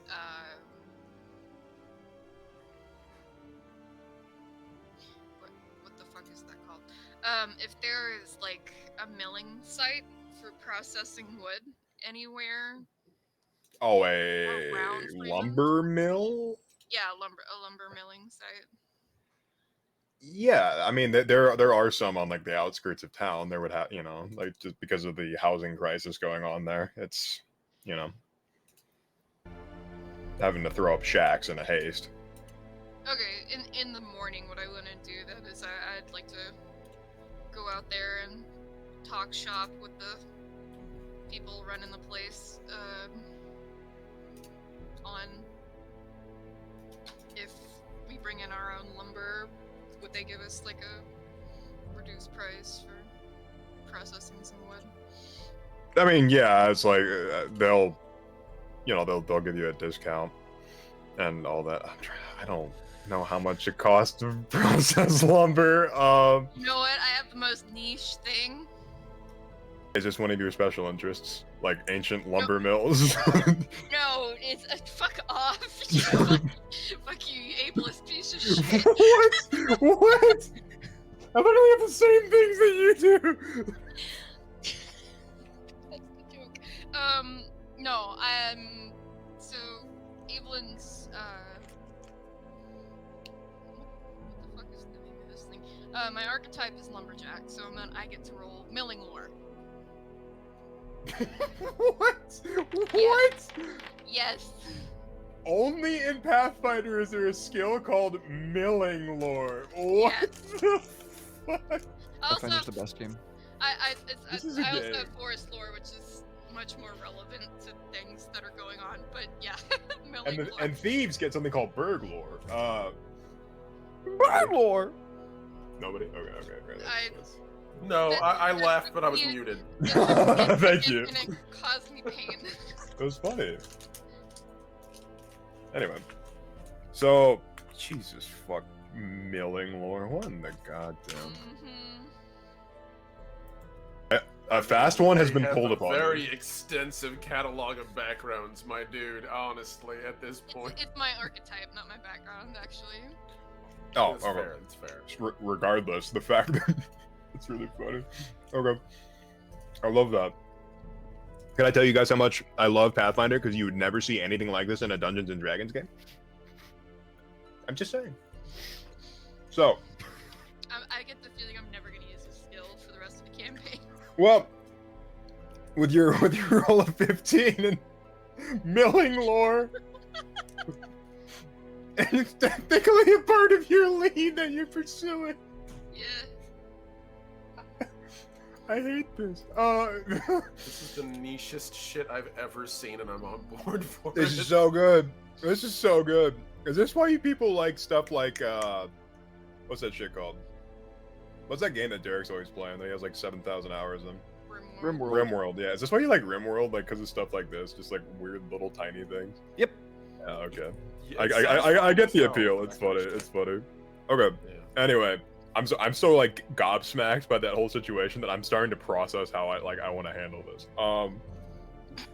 Because Elise is like turn 19 of the commander game. You know, it's just like everything's like coming to a head, and Lisa's just like, I'm gonna play this single black counter spell in the game. I'm just like, what the fuck? Okay. So It's the only time I'm ever going to get to Withering use this Boon. skill. yeah, it is Withering Boon. Withering I Boon. didn't even put it on my sheet until just now because I didn't You think are I was such gonna a black use man. it. Goddamn. Okay.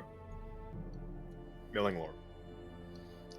The lumberjacks are actually like, wow. Well, I guess they wouldn't be jacks; they would be millers. The poor miller.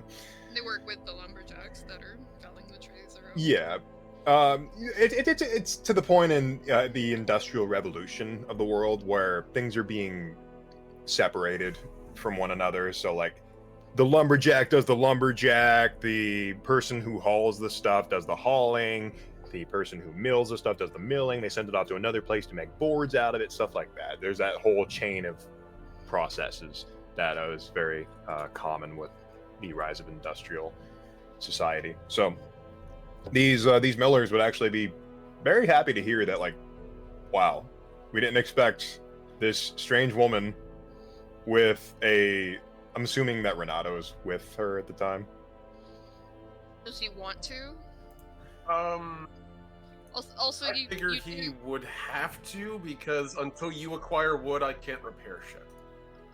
Also, Nick, you So turn trees into boards at a lumber mill. You don't. I knew that. I thought they like cut it into like proper lumber to be sent off to be further refined. that would actually be a sawmill, hilariously. Okay, so you're at a Destroying the sawmill. things. Don't worry, I'm not gonna make you give me sawmill lore. Don't do this. It's milling lore. Period. It encapsulates all wood milling. Yes. You roll good enough to where they're willing to give you a steep discount because you're bringing your old lumber. And between the three of you, who are all just fucking beefcakes, you can haul this ship. Hell yeah. But So- I don't wanna. It's a long way away. It's gonna hurt my back. Okay, well we then you probably can. have sleds. Like You we could- probably yeah, I made mean- sleds for this. Doesn't Yurik have a horse? Yeah, I mean, he doesn't want the horse to get tired. Oh my god. No, you Get the fucking horse and rent a cart. you won't. So, the millers are going about their work. They're whatever your request was. There are blueprints that you guys received, if you recall, in the previous session for what what it would look like if it was finished or refinished. And they're cutting it to your specifications. And as you're sort of going about your business, or they're going about their business, and you're just sort of waiting to receive it, and you're loading it up in the cart, you notice that there is a figure sort of like watching you, closer to town than they are to the rest of the woods.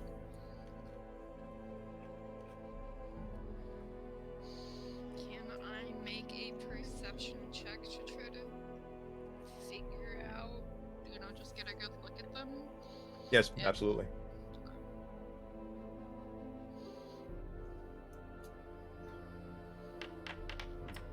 I would do. 17. They're not making themselves exactly hidden. They lock eyes with you, and you realize that this is a Harushkin, a very big Harushkin, but a Harushkin nonetheless. Does he look like the really big guy from the cafe that was talking to Eddie? Bears resemblance. Okay. Same sort of silhouette, but it's a little off. You have a keen mind as an investigator, so I'll say that the silhouette is similar, but not quite. Oh, I can tell he's Russian. They. Oh, sorry. Excuse me. I guess I can't tell the gender of the No, person. you cannot. Evelyn would kind of lean over and squint her eyes and then be like, I'm gonna wave at this person so they know that I see them and would do so. They nod at you, and they'd wave back. Can I help you with something, friend? They put a hand up to their ear like they couldn't hear you. Renato turns to give you a look, and Yeah, she gives Just me a says- to voice. just like, what the fresh hell is this? We got a visitor. Stay sharp. Lovely. Look around, make sure they don't have friends. Renato will he'll take a peek around on the other side just to make sure that's the case. Make that roll. It could be a distraction. 22. Okay. Here we go. Also, cool thing, guys. All players. Whenever you right-click a roll that you made and you want to re-roll it, you can click re-roll using a hero point, and it'll automatically spend it for you. Oh, Oh, that's what? cool. Let me see. Oh, that's sick. What? Make sure it's on one of your rolls. Oh, I see. Oh, that's so fucking cool. I love that. Let me just roll something random. Let's roll a skill. It has to be a skill. Just anything. You can re-roll pretty much anything with the hero point. Within reason. That's cool though. Right click. That. Yeah, cool stuff. Oh, Foundry's cool. I like this foundry. Rest in peace, that 16. Rip. Okay. So we're not just eyeing around to make sure nobody else is with this dude or trying to get around us.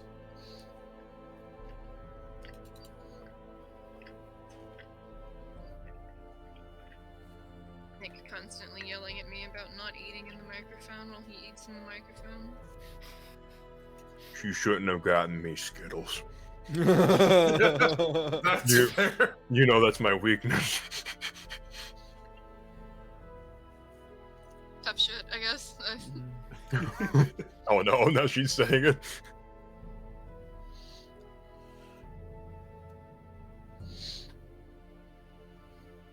So do I see anyone else around? Yeah, you rolled better than me. God damn it, you made me mute myself and I've been talking. So what did you both roll? You rolled a 22 in perception. Okay. Yeah. It seems to be just this person, and they're big, bulky. Rona's gonna turn back and just Jumpy. sort of shrug. Seems like he's alone, whoever he is. I don't know. I can't spot anyone else, and I got a pretty good look. They would start. Great, Bo. They would start coming over.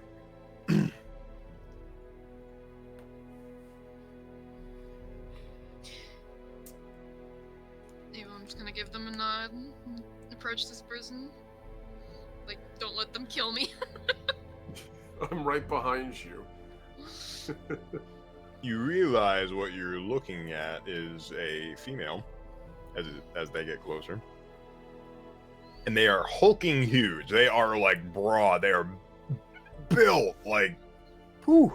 Big lady. Remember that joke I was making earlier about like one of my notes being what was it? Sexy goblin. No, not that. A big gremlin. Oh. Is it this lady? Yes.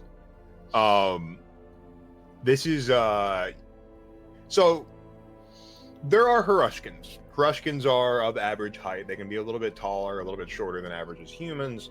They have variety of colors of skin, from flesh tone to reds to browns and yellows. They can look any color, grays, any color, reasonable. Probably more so on the warm spectrum. But there's also lesser known like trots, because Oh, it's an obtrot. yes, and yes, it is an obtrot, which obtrots are big. Could I make some type of check to recognize her as like a obtrot, which is a fancy word for bugbear for our fellow players? Bugbear. Yeah. Nice. Yeah, you guys can make some sort of like society check or any justifiable lore checks. Milling lore is not applicable, unfortunately. Are these guys like known to like work with lumber, perhaps? Are they like treeple? Are they treeple? So the only lore skill that Renato has would be because of the fact that he lives out on the frontier, or he lived out on the frontier on the wilds. Yes, forest lore. Yes. Yes. If it's not applicable, he's not going to really roll. Yes, but it's going to be a higher DC because of that. That's fair. We'll make it. Although, honestly, with that roll, we might not need it. Okay. Okay. So, Renato, you're familiar with there being a lot of species and ancestries that mingle in the woods. And much like your favorite praetor or a brask, you just sort of say, fuck it, let people be. Like, I'm not going to bother anybody. And that's Right. And so, you've seen a lot of different types. You've seen a lot of shapes and sizes. You've seen the smallest of small, so the hugest of huge. They're very much borderlining on the hugest of huge. But all the same, they just look like a big Harushkin. So, Evelyn, with your 27, you know that there are many different types of Harushkins, but a lot of them have sort of just like intermingled since the invasion, and they just kind of, there's no like distinct separate trots anymore. A lot of them are, at least not many. There are more Harushkins than anything. Harushkins got with humans, you know, mixed bloodlines, all that sort of thing. This woman is very much just like taking on the traits of Optrots, which are not very common as well. Is she fuzzy? No, not particularly. She's got a lot of hair on her head, but like she's not particularly fuzzy. She has more like Harushkin facial features. What am I doing? I literally have a fucking painting. I'm just like talking about like, oh, look at this. Just let me describe this thing that I painted to you. Oh, wonderful. Oh, you have a painting, show her too. Yeah, I'm working on it. I'm just fucking Silly. Sometimes there's some things that are better conveyed through voice too. As much as I love paintings, it doesn't hurt to specify shit. Silly. Well, man. we're Silly, waiting. silly. Silly man. I had a player for like 2.5 years genuinely believe that Shrike had hair, not quills, because I wasn't able to draw good enough. Oh, that's hot. I like her suit. Thank you. Hell yeah. Looks That hair. badass. First thing. Sharp and pointy. Sorry. No, she's got. Yeah, that's good. I was talking about the Harushkin features. So yeah, those like sharp points and the horns, those are very Harushkin. She also has like a broken horn up top, very mussed up. Like her hair is very fluffy, like you would imagine from an Optrot, and it's sort of like tied up in this big, massive like ponytail. It's like really high up on her head, and it runs down. And she is wearing a suit. She's wearing the a vest, and over her shoulder she has draped a coat, and in her arms, she has this massive weapon. You're not really sure what it is. It just looks like a big gun. Can we help you with something? I didn't hear you, huh? Can we help you with something? She just smiled and set the weapon down. I am Dren. I was sent by a friend of yours. Editor. I don't know if I'd call him a friend, but that's promising that he thinks of me as one. Well, anyone that is a friend of Editor is a friend of mine.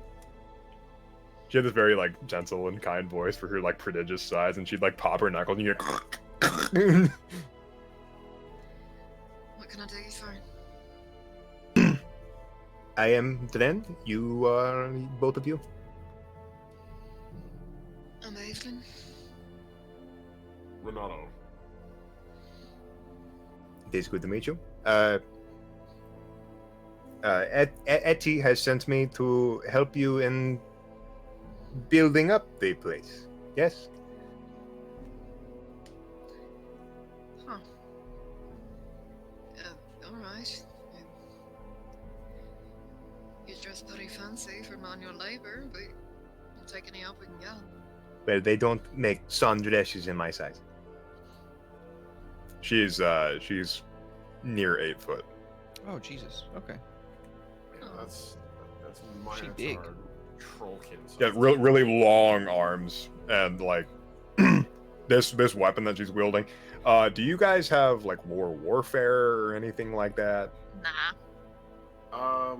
No, he doesn't. But I feel like he was an armorer. Like, would you? Is there like a general equivalent lore you'd have me roll for that? You could roll a crafting check. Sure, that feels appropriate considering his background. 21. Yeah. My boy This thing- My boy made more than just sticks and furniture back in Florestal. Absolutely. You don't know what this cannon is because it's very clearly Gentrovian in make.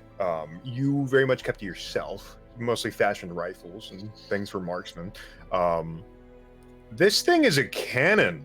This thing is literally a cannon. It's like it is the equivalent of like an 8-pounder. It is huge, and you're not really sure what she plans on doing with it, but you know that it's whatever she's doing with it, it's business. 8-pounder might be a little big, but you get the idea. Yeah. Even if it's a 4-pounder, like cannons or. Yeah, 4-pounder will knock you on your ass. 4-pounder will put a hole through you. I'm sorry. I don't want. Cannons are devastating. Why she has this, you're not sure. But you take a closer look at it and you realize that it doesn't have one singular barrel, but like multiple. And it has this large container on top of it. And you look closer at it, and it's one of those newfangled automatic cannons. So this thing is cranking out bullets. And it's got this massive crank on the side that she's been holding it by. Does she have a fucking minigun? A Gatling gun. Oh my god. The equivalent of a light machine gun. Right. This woman is the artillery. Yeah, this is no GAU 8 Avenger, but it still turned people into powder. I feel like Renato just found his love interest. Hey, I hear you like killing large numbers of people. I just saw. You see Dylan in the chat. He said, "I'm in love." I'm pretty sure Renato would just look at the thing, and like, it's not like there's not like a longing gaze or anything, but it's the appreciation of a craftsman observing something new, and not necessarily something super new, but something he definitely hasn't seen up close before. He's probably heard of things like this, but like he's never crafted anything like this. And he just sort of looks at it a couple more times and thinks like, this is probably also why it's in her possession. She's probably the only person that can carry this thing. She lifted it up. Tripod it. She'd lift it up and come closer to you and like show you it because she like noticed you were looking at it. This is a weapon that can fire 45 caliber lead balls at 6,000 rounds per minute. That is a Oh, train. Wooga! Yeah, what was that train? The timing tonight was mile just from the heavy. train yard here. That is part of it. That is the most well-timed. That's amazing. Thank you, Vermonter. That was perfect timing. Could you, I honestly thought that was a Can we sound clip that? effect or Can we clip something. that? Let's clip that. Let's clip that. Okay, we're clipping that. could you That's could you repost her art? I accidentally closed it. Yeah. So yeah, no. Renato would take the weapon and just like gently sort of thumb across it, look at the mechanisms, rotate the barrel manually in a way to see how taut the spring assembly is. This is impressive work. Gentravian, I believe. Did nod. This was Mark III Ziegler. 45 calories. And he just sort of hefts it back up. And how heavy is this? This thing Like, is fucking heavy. It was not meant to be carried by a normal person. You want to make some sort of strength check for me? Because this thing is a load. Yeah, sure. We'll make it. We'll make ourselves a strength check. I don't want to have to fucking rage in order to carry this, but this thing is not made for humans. Clearly, I would love for you to just let me make. Oh my god! All right. Wow, it's not letting me make a base strength check. That's weird. I'm just gonna roll a d20 and then add 4 to this. Sure. In the background, Avon was gonna say something to this woman, 12. and then just sees this big people flirtation going on. Just kind of like raises her hand, takes a step back. Yeah, Even though go on. bitch didn't be my kid. So yeah, you're gonna come over. Yeah, we finished loading up the last of the longs. It should be done, but he's gonna like look up. And he's gonna put his hands up and he's gonna back off with the Evelyn, just like, I'm gonna leave you to it. And the lady, she waves. Hello, I am Dren. Yurik, nice to meet you. You're big? I was gonna say, prodigious. I'm just gonna give him a pat on the shoulder, like, stop while you're ahead, bud. Head back to the cart. He's just like walking back with it. I've never seen a woman that big before. What are they feeding them nowadays? Renato's gonna hand Dren back the cannon. Impressive hardware, and very clearly, The gun is built nice for it. too. Nice, I baby. wish I could say he's that smooth. No. Would that would you roll a 12 total for your 12, strength? yeah. I was 12, getting a general gauge of how you handle it. You can hold it. It's just heavy as fuck. It's like you couldn't imagine firing this thing or like holding it with one hand and cranking it with the other. So, fun fact about this. This is one of my favorite little things. Been going down a wormhole working on Tanria for like farms and stuff. That there is like a history of some guns that are cannons designed to be fired by people on foot, like held by them in like ancient history. But Yeah. that is not common. One of my favorites is the Japanese have a man cannon that literally you have to have a specific stance or it will shatter your spine and hips. That shit blew me away because it's literally firing like a near 2 to 3 pound shot. Jesus Christ! I'm not kidding. I'll Man send you a video of cannon. it later. It's sick That's as fuck. amazing. Well, So like, there's a tradition for this, but it's like this is impressive. if we're talking historical stuff, I don't mean to get too nerdy because I know that people are like, snooze fest. Grenadiers, they're the grenadiers of like ancient armies. Like I say ancient, I'm talking like 1800s when firearms started becoming more and more in use in military. The grenadiers would be the biggest and strongest, the ones that could hold what were they called? Not grenade rifles, but I guess that's what they would have been. Basically grenade rifles. Yeah, they were grenade rifles, Yeah. and they could also lob grenades the furthest.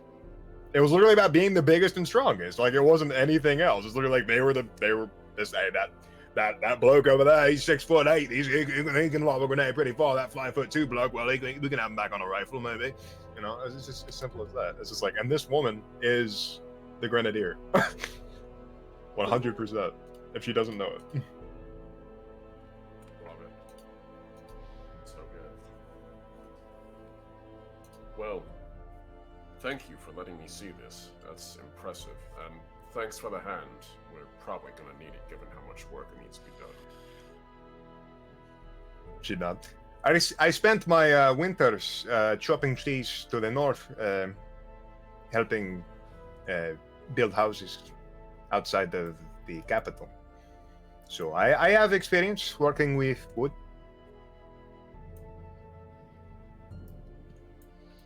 I did not mean it to sound like that. I'm so sorry.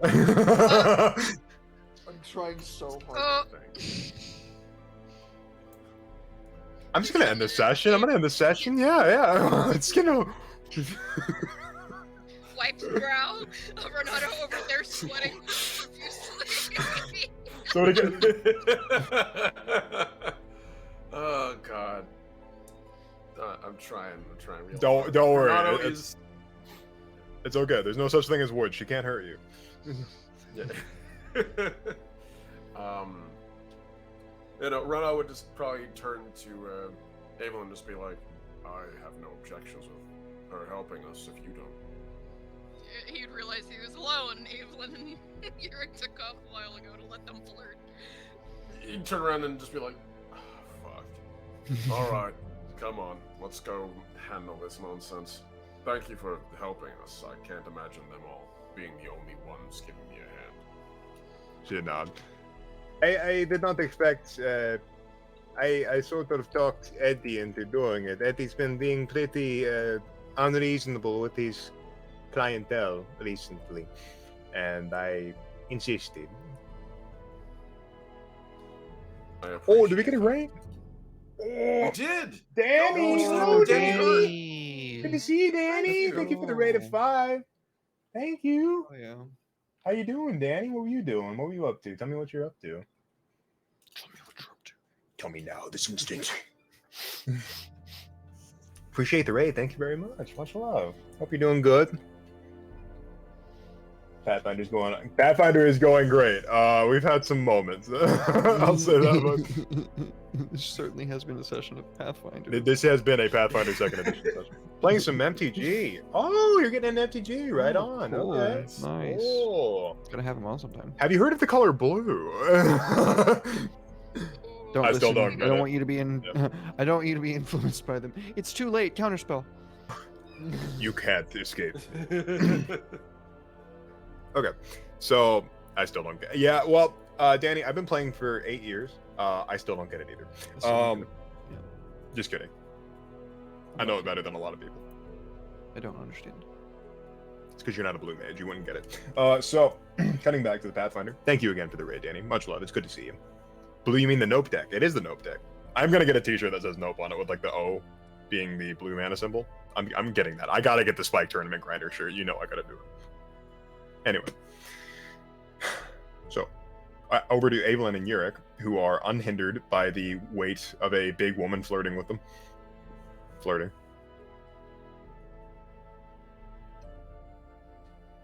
So should we go into town and probably ask Adija about this? No, Fernando's having a good time. I don't think I've ever seen him this happy.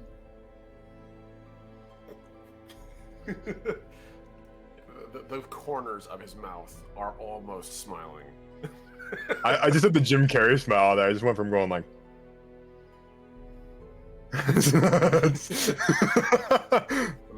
The mask smile, yeah. Yep. I think Avon's probably just gonna like take Yurik and head to the sawmill. That's fair. So we can do. Let you two, you know, Talk about guns and such. and working with wood.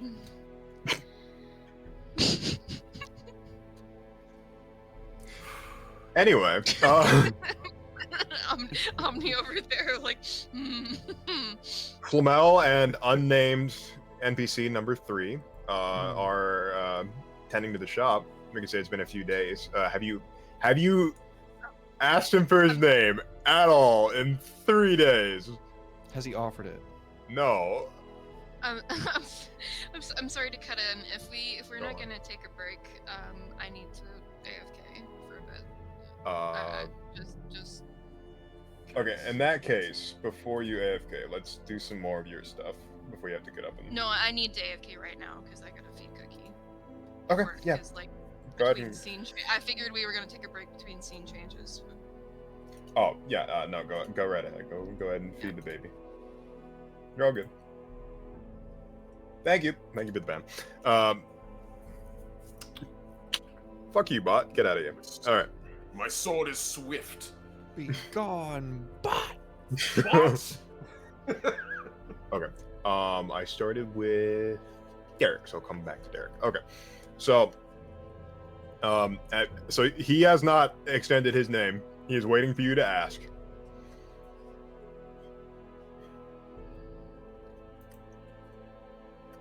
He's setting up his stills and stuff like that too. He found a place for him to set up his stills in the cellar, beneath the establishments of. I'm gonna have so much fun painting this guy.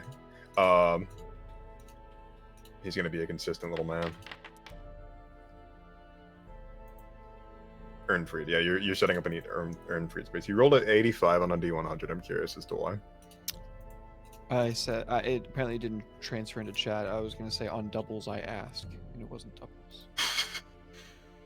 I don't ask. Okay, well he's just setting up his stuff. So how do you usually get business? How do you get people in the door? Well, I guess you weren't really in the door. You were along the street. Well, you understand, metaphorically speaking and all that. Well, you know, you offer them something they can't live without, and, well, they usually come running. But we're not selling them bullshit. We're going to be selling them alchemical elixirs, not magic hogwash.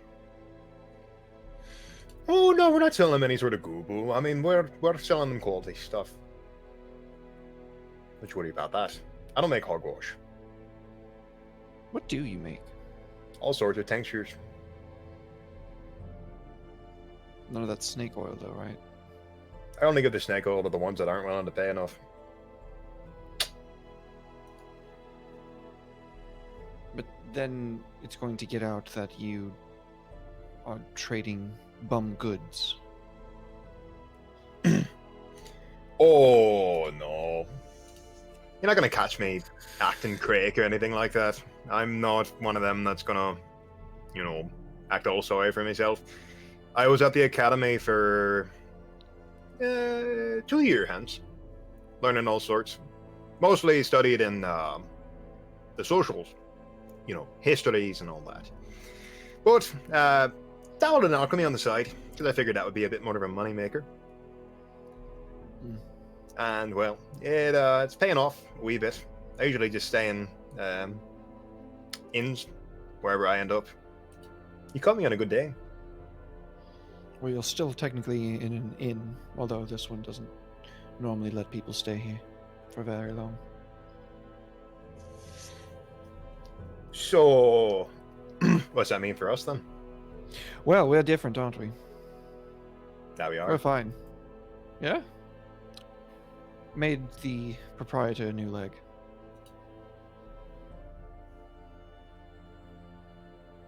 Did you know? Indeed. Promised him curatives anytime that he needed something for the pain. You're to stay out of his way.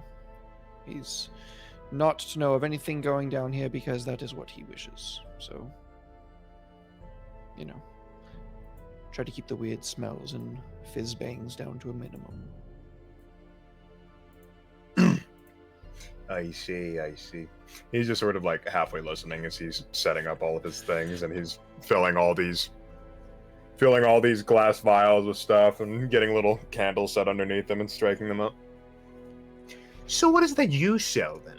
You keep asking me about what I'm selling.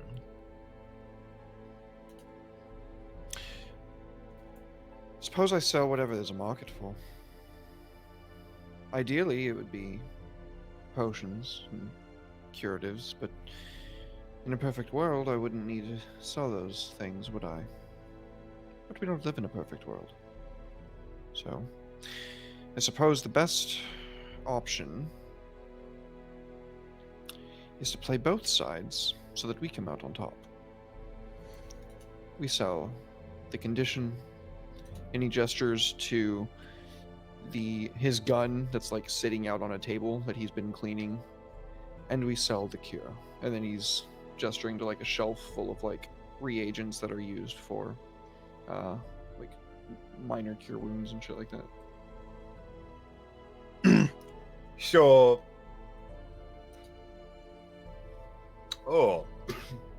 I understand, all right.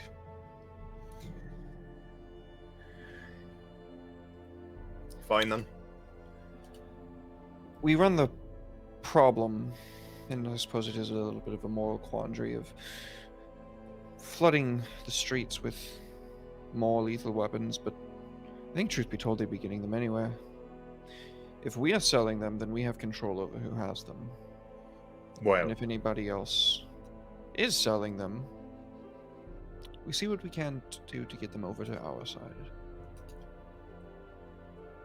right then. Well, we just best be careful. We don't want any sort of Donnybrooks breaking out on the property, especially if you're in cozy with the keeper. They're on my list. Good. I'm selling arms to them. Well, then I'm just another reputable member of society. By that time, if we can secure a contract like that, well, we might be able to get ourselves a proper shop. In the meantime, this'll do. Aye. For now. Don't think I could mass produce quantities that would flood the streets down here, but enough for a stable income. We'll save up and get where we can. And as I said, not all of my eggs are in this basket, so if things aren't as fruitful, well, perhaps we will have other incomes to put into this venture. Legionnaires.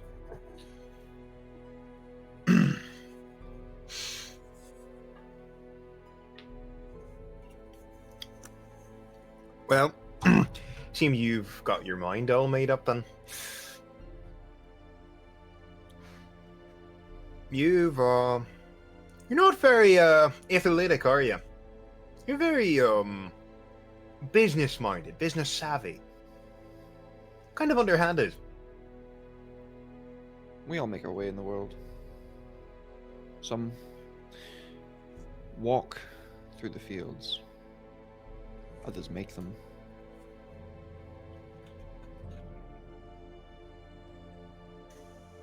Fair point.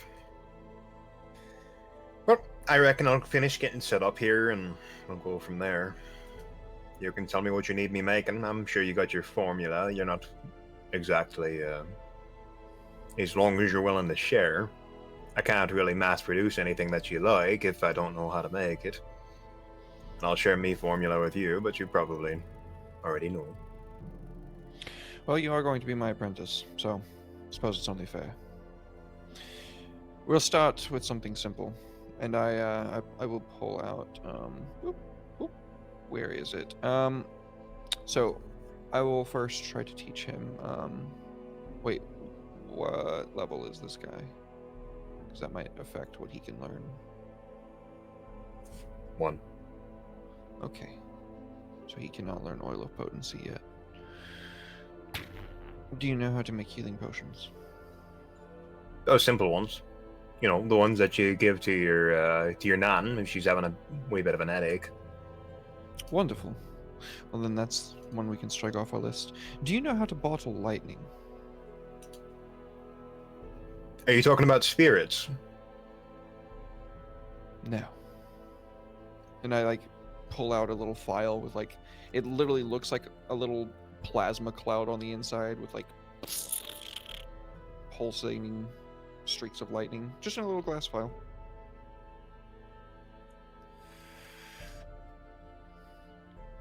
Huh.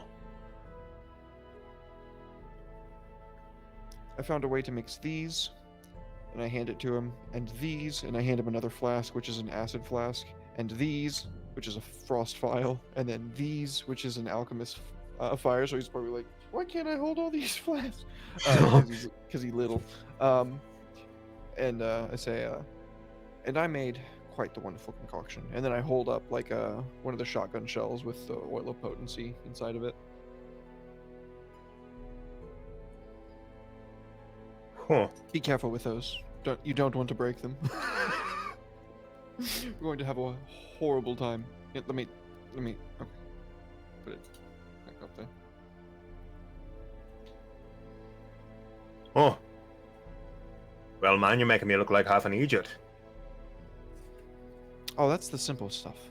I pull out about a palm-sized orb, and I'm holding the bottled lightning in one hand and this orb in the other. I'm like, if you can refine this well enough, you make it into a thunderstone. And just roll it off into his hand. This is... Okay, I got ideas. Teach you everything I know, as long as you don't stab me in the back. No, I shan't. You're doing good by me. I shan't betray your trust. That's no good. point in that. Because people will come looking for me. And they're not as nice as I am. I've saved their life a number of times. I imagine they'd be quite cross to find someone did me dirty. Oh, hush now. You really think me that low? No, I'm just putting all the cards on the table. I wouldn't have brought you here if I didn't think you weren't capable of expanding the business at any cost. No, well, the sisters have mercy on you and me. I think it's about time I properly introduce myself. Yearnin Markey. Yernin. Aye. It's a pleasure to meet you, Yernin. And he'll stick out his hand. You take your hand in his and give it a shake. Yeah. Firm grasp despite his size. Yearnin's he's just shy of 4 foot. Firmly grasp it.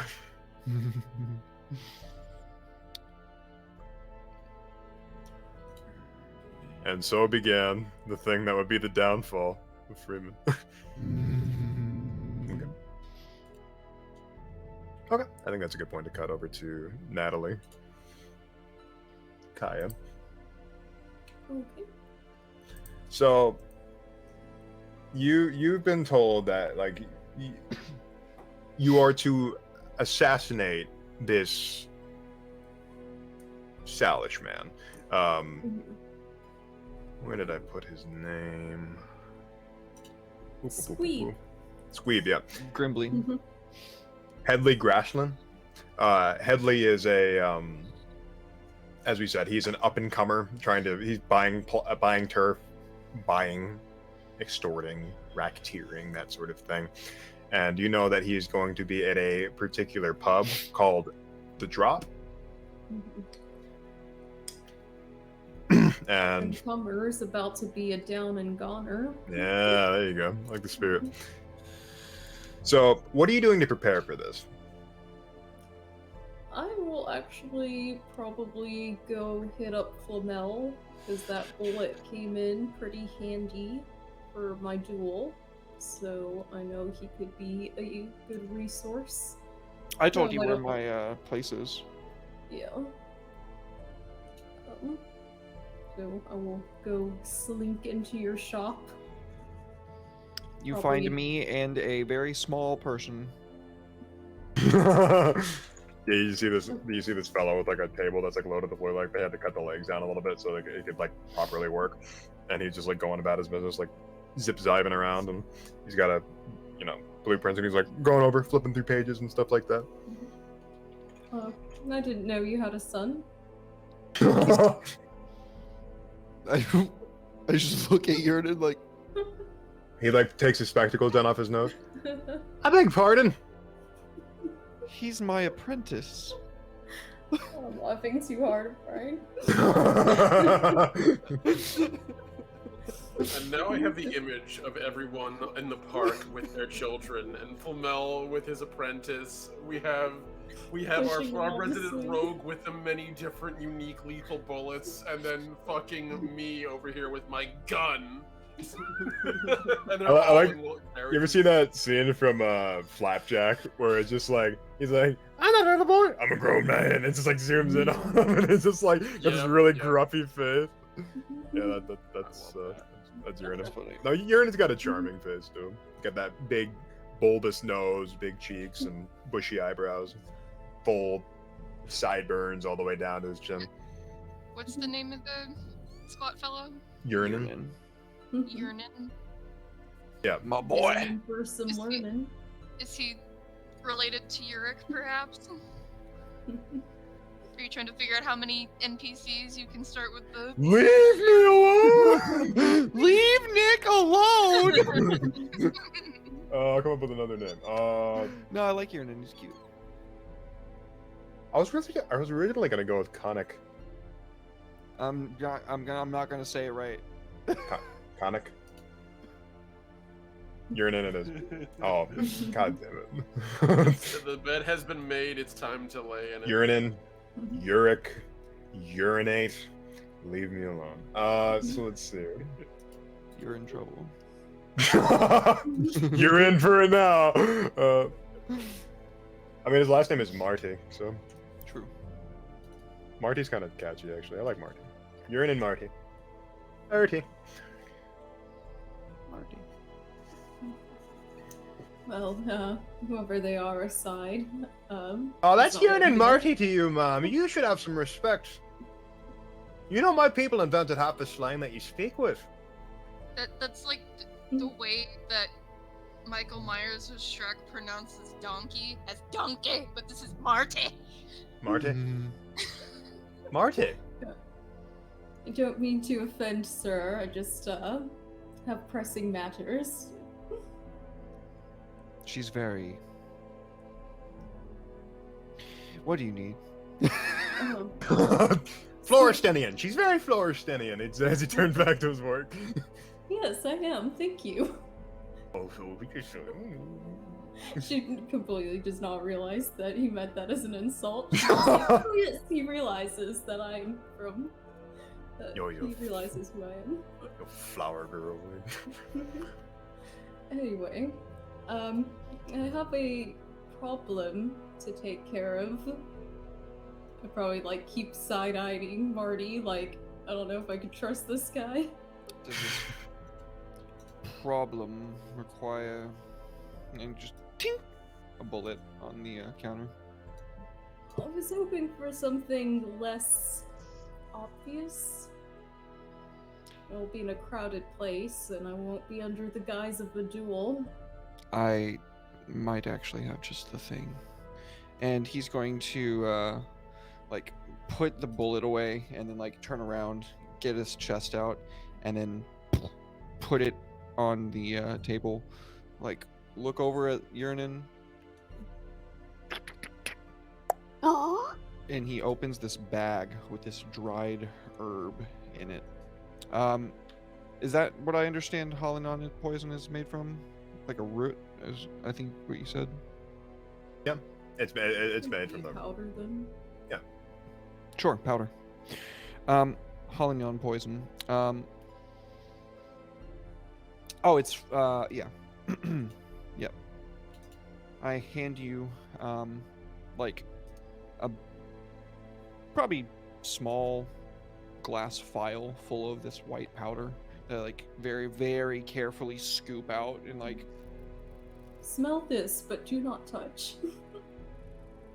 and tink, seal it very tightly, Sorry. put it over some like heat, and then hand it over to you. Like, do not inhale this.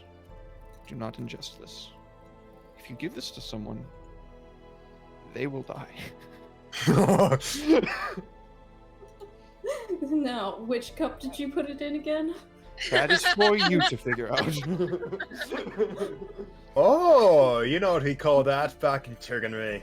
Oh, wait, what the fuck? Like I didn't see him there. Never mess with an Aslidian when life is on the line. No, it's a Floristinian. There we go. Inconceivable. That's the reference I was going to make, and I couldn't think of the line. Exactly, it was taking the shit out of me. Yeah, so Halanon poison has a saving throw DC 19 fortitude. It lasts for 4 rounds. The first stage, it deals 1d10 poison. The second round, it deals 1d12 poison. The third round, it deals 2d10 poison. And then the fourth round will be another 2d10 poison. Yeah, Um, poison works in stages, so it's kind of like stage 1, you're affected by it. If you fail again, stage 2, you're affected by stage 2. Stage 3, you're affected by stage 3. And if you succeed on any of those, you go back down to stage 2. If you fail again, stage 3, and you go back and forth until you either die or you're no longer affected by it. Yep. It's fucking Poison. lethal. It's If you're unconscious, then It's a fortitude save, so that's not going to no, matter. I know, but I'm just saying if you drink it and then become unconscious, you won't be able. you're still making the saves. You're but still making a fortitude save. Yeah, you're still making the Okay. saves. Yeah, you're not denied the save from that. I was trying to That would think be if something there like a was way reflex to save. guarantee it. Yeah, Um, in the dying condition and the unconscious condition are two different things in Pathfinder. Give them a double dose. That technically, the poisons don't stack like that, unfortunately. Well, if the first one doesn't work, do it again. Yeah, that's what I was thinking. That's a fair way of looking at it. It is an ingest. It is a consumed. It is a ingested. Right. Yeah, so you have to give it in their drink or something. This person's just over there hacking and spitting blood up, and Kaya's over there like, here, take this, it'll make you feel better. I mean, Oh, we'll what see. you do is you stab them, and then you give them a healing potion, but it's not really a healing potion. It's actually this diluted into some water, and then when they drink that, they're fucking Then you really got them. Sure. Anyway, Here, I just knifed you in the ass. Take this healing potion. It'll be fine. Anyway, just put this on the business account. Yes. Okay. Goodbye. Business account. Wait, no, you have to. It's I'm already 10 gone. gold Like- out the door. What in the granddad's name is a business account? It's okay, you'll let it slide because you're trying to beg her.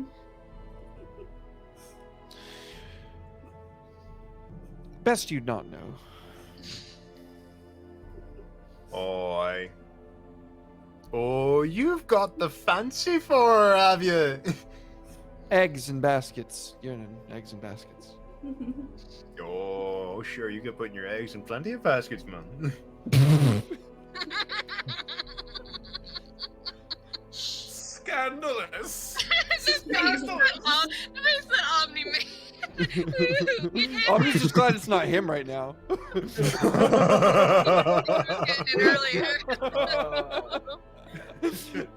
Fun fact, folks at home. Did you know the word whiskey is actually the Irish word for the word water? Hell yeah. Are you I'm serious. fucking around right It, now?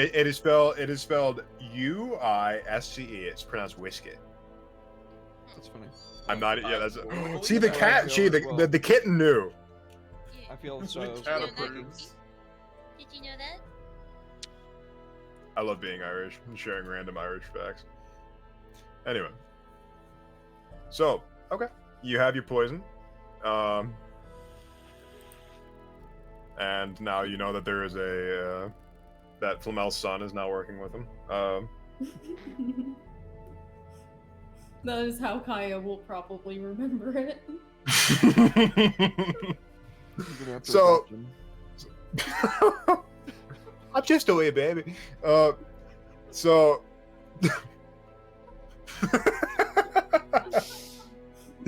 I don't know no better. I'm just a wee baby. Anyway, so you got the poison, but here's the issue: you're canny enough to figure out that you're going to a party, quote unquote, full of Salish people. And Salish people aren't known for being particularly tall. Average, they're about 5 foot. They're more of a stout people, stout white people. They're not the like heavily exaggerated dwarves with the giant beards and the big bulbous noses and the accents like this. But they're, you know, they're just like they're a hardy people. Time to tie some shoes to your knees. About Well, Kaya's like 5. Kaya's pretty short too. Kaya's like 5'2", right? 5'5-ish, give or take. 5'5". Yeah, No, so- tie some shoes to your knees and go around the party like that.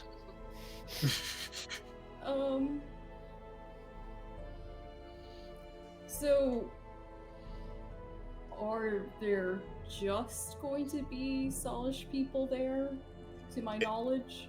You are going to let me see. Let me put you on the Freemund City map. And I don't mean just the party goers, I mean like staff, other people who might be there for entertainment reasons, or... So I pinged a spot here on the map. Actually, there's somebody that hasn't swapped over for some reason. Oh, I guess it's just Omni loading. Okay, never mind. So over here, I'm gonna actually move your token so you know where you're at. What?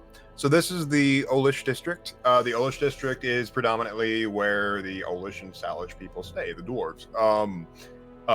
It's a very industrial side of the Freemund. There's a lot of very tall tenement buildings and a lot of hardy, regular, hardworking folk. And they also tend to most of the docks in this particular area. They just have their own little neighborhood. Little, I say. It's a huge neighborhood. It's like population of about 10,000. So then it's pretty much just all dwarfs as far There as... will be humans and the scant other, you know, but no, it's predominantly dwarves. So is 5'5" just completely unheard of, or is it just like, dang, like you've got good genes? Well, Kaya's Kaya's also sort of like thin and lithe and roguish, so Well, I can figure that part out. The height's gonna be the harder thing. you're gonna be a bit tall. Not like so ridiculously tall to where you're gonna stand out, but like pretty tall. These are hardworking people, the kind of people you would expect to see in like a like the Warrens of a Victorian city, you know, wearing clothing that has like oil stains on it. They've got flat caps and wide brim hats. They're all smoking pipes or smoking cigarettes, talking, just shooting the shit about things. Men and women and all, you know, and children, of course. It's the Industrial Revolution era. Given the time period, I'm guessing it wouldn't be unheard of to wear a long dress that will go down to my feet. No, that's not unheard of. There's all sorts of different cultures around too, so like, you know. I have a disguise kit, so I am going to find the equivalent of padding. Stuff some pillows in there, widen myself out a bit, and then I'm also gonna be like hunched down because I've got the long skirt, so people won't see like my knees are kind of bent to make me at least like an inch or two shorter. Okay, do you want to... So you're going to be impersonating just a random person? I just look like someone who's also there attending the celebration. Okay, so this isn't a check. If somebody attempts to seek you out, it will be against your deception DC, which would be 10 plus whatever your deception modifier is. 9. So, okay. 19. So the DC for me is 19. That's only if somebody has a clear reason to suspect you. So you look like you're making yourself look like a dwarven woman the best you can. Maybe... Actually, it would probably make more sense for there to be a tall male dwarf. So I will get a prosthetic beard and some bushy eyebrows. It's not exactly unheard of. Yeah, you can literally just like fetch like there's like wigs and fake stuff and all the like available. The only reason those are mass available is because of the war and prosthetics and stuff like that and things to, you know, make people blend back in. So you're able to get your hands on those things quite easily. And I'll just have a large cloak or tunic or something, so I can also kind of just be hunched down, make it look like I got a bad back, maybe. Ivan the dwarf. Okay, so you make your way to this place unimpeded, and you realize that all you had was a drawing of what Calsavois had shown you, so you're actually not quite sure exactly what this guy looks like. You just saw like a charcoal sketch. Okay. And I will go to the bar and grab a drink, because I imagine they're dwarfs. Everyone's probably drinking. Oh yeah, they're having a grand old time. They're all drinking and talking about the day and stuff like that, and they're particularly talking about you hear side conversations and stuff like that about particularly about Mr. Headley or Mr. Grashlin as they're calling him, and they're very fond of him and saying that, you know, and a lot of the Salish and the Olish, the funny thing about the whole ordeal is it's very much the you ever heard of the Hatfields and McCoys? They don't look very different. They just look all the same. But like if you find out if somebody's you're a Hatfield or you're Olish or you're Salish, that's when the fight breaks out. You know, it's just like yeah, it's literally just, you know, it didn't matter before you found out. So, but they're all just, you know, they a lot of them have proud facial hair, you know, of the times, you know, the big mustaches curled at the ends, and some of them have fully groomed beards that are forked, which, borrowing from styles that aren't their own. The Isolytic spear is sort of, or the Isolytic point is one, and then the Florestinian fork, and then the Olish and Salish have taken on their own styles and kind of mixed them with other people's melting pot type stuff. And you hear the bartender like comes over to you, and it's a hearty dwarven woman with a heart-shaped face, and she has sideburns down to her jaw. and she looks at you. Oh, you're a tall one. What can I fix you? Oh, just a nail, please. Make a perception check. I don't know how dwarves talk in this setting. No, you're fine. Oh, Out just here. a nail, please. I can't do a Scottish accent. Literally using a gnome NPC line from World of Warcraft. She's never Hi, played you're that. a Nolan. Oh, did I? I'm I didn't even. calling Nick out. I'm Oh. calling I Nick didn't out. even think about that. No, I'm corrupted. My, you're a tall one. I hate it. Thank you. Goofball. Jesus fucking Christ. At least calling me out like this. Alright. Private roll. Let's see here. Oh, I just. Oh, alright. I'll fetch you a pint then. Is that weird? Why is she acting like that? She was like scrutinizing you. She was like squinting over her rosy, ruddy cheeks. She's just like, I've never seen you before, but doing Irish. Irish is like this. Scottish is like that. Ah, there we go. I got it. Okay.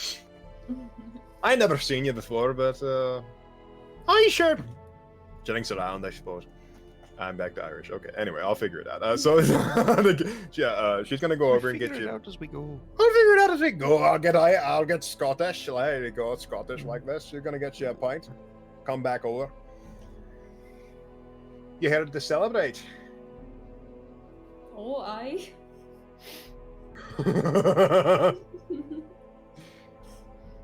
Yeah, well, make sure to go by and pay him your thanks. You probably owe your tenement to him, after all. Oh, I. Oh, I. Well, cheers then. Yeah, she just gives you another weird look, and she's like, "Aye, cheers." Alright. You are the dwarf. You are the dwarf. Come. Be the dwarf. Alright. What is the guy's name again that I'm looking for? You're looking for a man named Headley Grashlin, and you sort of collide with a burly fellow as you're sort of like, be the dwarf, and like, oh yeah, if you had your watch on, you're going, you like it, but oh, I didn't mean it, Elder. Forgive me, I didn't mean. Sorry, didn't see you there. Just Oh, back I ought up. to take this cane and give you a wallet pick. Oh, you Oh, my needn't do back. that. Forgive me, I was just being a bit balmy. It's all right. Get out of here, you scallywag. Get out of front of me. Scallywag. Fucking dead. Scallywag. Have I I done can't wait to- nothing but playing Giles? I've taught you so many Scottish insults, and this is how you do me. I can't wait to also be old and rediscover my many different vernacular words for calling someone an asshole. You scallywag. This is as much a challenge for me as it is for Kaya. Oh. Scottish dwarf accent. Oh, that's so fucking good. He's just like, oh, this guy must be ancient. He brought up the scallywag. He's like on his way. He He's hit just me like, with that scallywag, bro. when you and the maid are in the scuppers and he calls you a scallywag. I'm gonna Well, cry. before you go, I'm looking for the grandson of a friend. Hetty.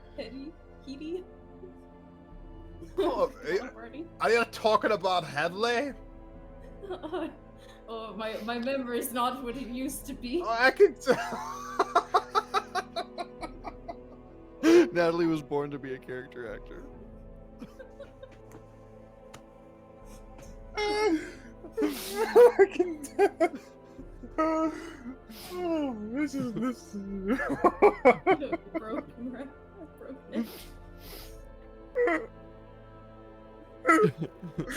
Okay. I think I'm good. Holy shit! Never changed it. I feel like every time I roleplay with you in a session, I'm always like cracking up laughing. Oh my I'm god! not trying. I know you're not even I am trying. trying. That's what makes it funnier is you're not trying to make me laugh. Oh, I'm okay. not necessarily trying to make you laugh.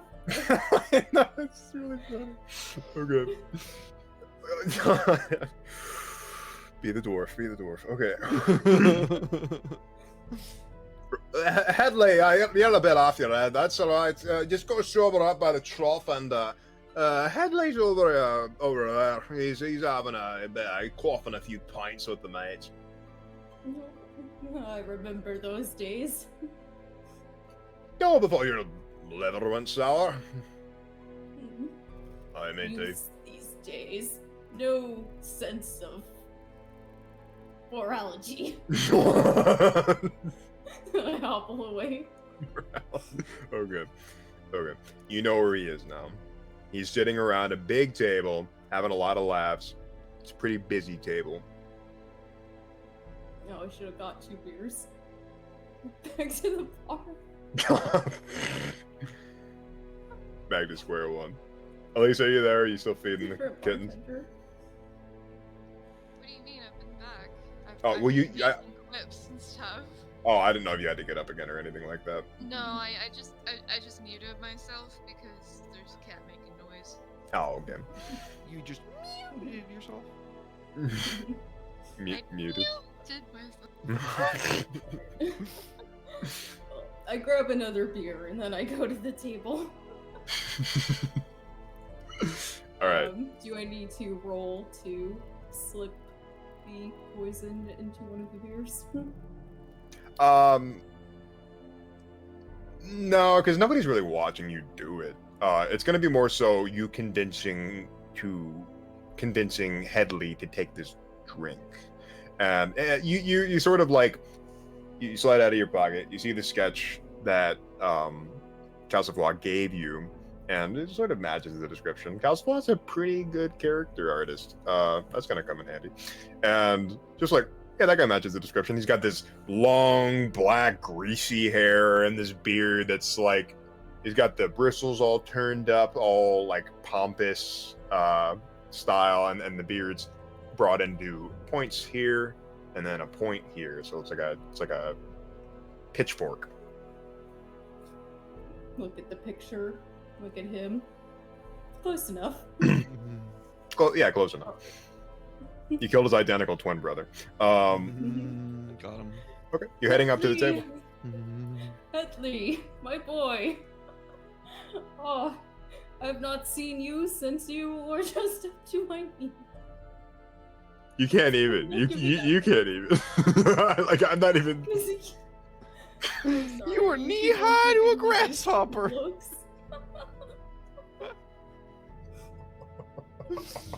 I'm trying so hard not to break. I'll be as straight faced as possible. Well, that's what I said. Okay. Headley like leans forward on the table and he's got these big burly like fire log sized forearms covered in hair, and he leans forward. Who are you then? It's me. Yearning.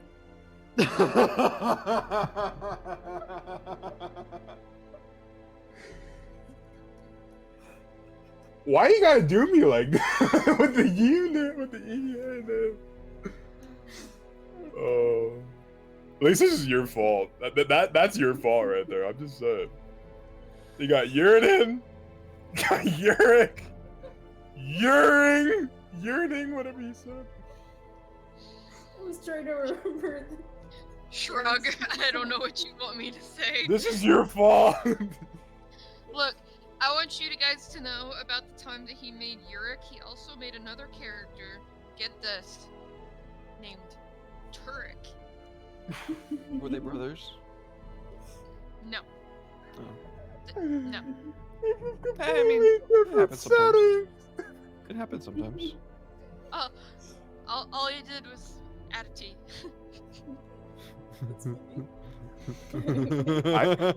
I wrote 2 And I- novels. And you know what? I pointed him out to that a week later, and he stopped playing the character.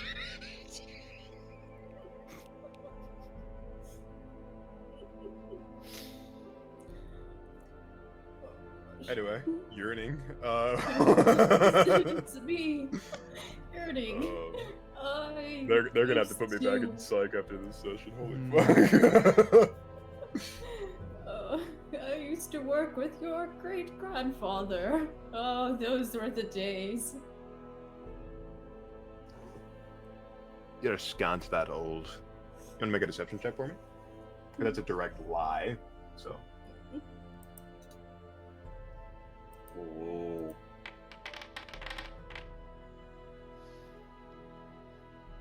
Not bad. Let me see here. Déception, lie. Oui.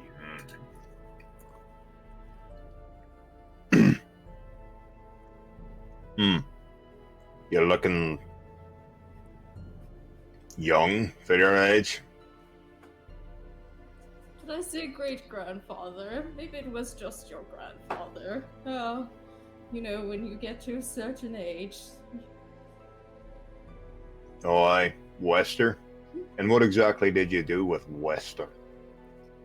Oh, a bit of everything. It was when we were quite young. Before he, found his true calling. And what was that? Mining, of course. All the doors at the table just turn and look at you like. Oh gosh. Time to make 2,000 perception checks. Do they not mine in this setting? Natalie assuming dwarves mine. Derek asking if chickens exist. Oh, 2 sides of the same coin. I love it. Are you guys passing the brain cell around like a blunt right now? You see why we're married. It's your setting. I mean, you might not have made them mine in this setting. Maybe they build things out of Nick, the wood. dwarves usually work the docks. Natalie, they were mining. I just got that Minecraft parody song. What's that? Mine Diamonds. It's like the my God. Take On Me parody. That's all I'm thinking of. Would you like to make a society check to see what dwarves do? Yes, please. Okay, please, by all means. Dwarves, like many other ancestries, have all sorts of tasks and stuff like that they fancy themselves to. They aren't sort of like in the setting that like nobody's born to do something. They're not Tolkien dwarves where they're born like with this sort of like desire for crafting and gold and the stuff like that. More in the sense that it's more of a cultural thing with them. The whole idea of being like handing down artisanry. So they're craftsmen. A lot of them are like they highly value craftsmanship. At least that's amongst the Salish. And he is Salish, right? He is. Salish. There's a cultural thing amongst the Salish about working with your hands. You know, like being able to do something, like master a craft and hand that down to the next generation. Olish not so much, but Olish have a sort of idea of just like differentiating. Like, don't do anything similar to what your parent did. But Salish, follow in the footsteps, improve upon your ancestors, that sort of thing. Get better with every iteration. Well, you see, he was very into the crafting. You didn't think he was going to enjoy it, but he really found his calling once he started pottery.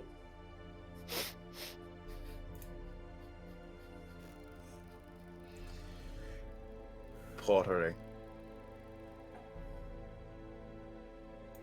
You wouldn't know it looking at him, but he had quite the delicate touch.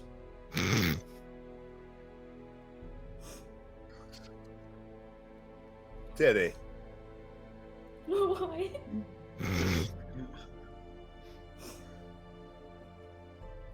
I'm gonna cut over to Omni and Elise while I figure out what to do with the pottery dwarf.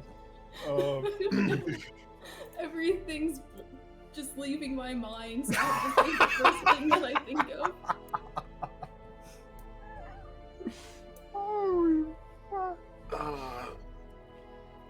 I do feel like that was a perfect tutorial on how lies get even more unstable with every lie told. Like, this is like watching verbal Jenga. I like And you're like, one piece. Natalie's just playing a game of telephone with herself.